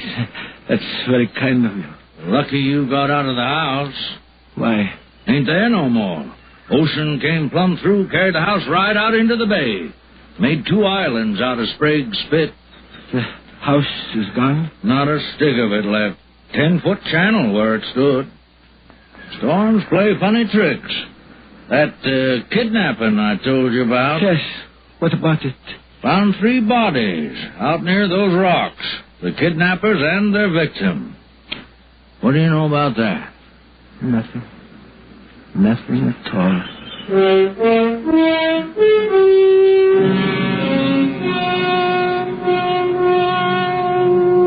It is a very funny story, no? But I cannot laugh. The joke is on me. You don't believe me? But look, here is the gold doubloon. All that is left of the treasure chest of Don Jose. Yet I know this to be true. There is a treasure. I saw it, held it, and that treasure still exists. Only now there is no map. But I can tell you, in the rocky surf near the 2 islands called Sprague's Spit, if you will dare the curse, is the treasure chest of Don Jose.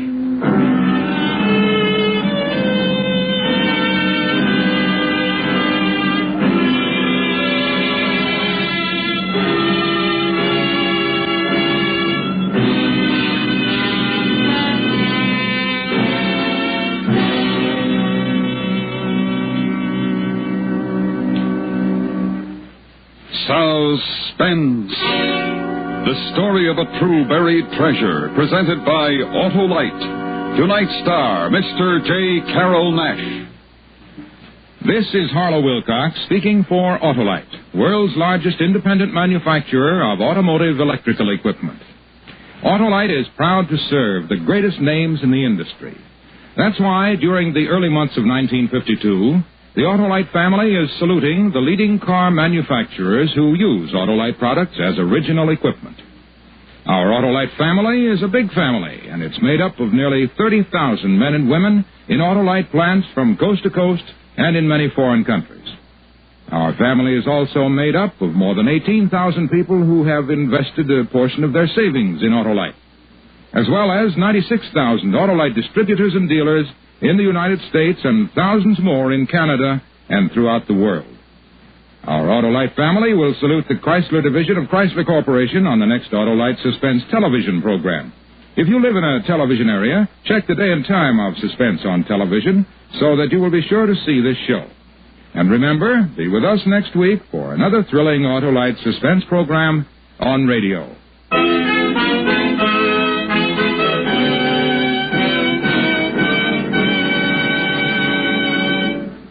Next week on Suspense, our star will be Mr. James Mason in the story of the terrifying escape of a dying man, an adaptation of Odd Man Out.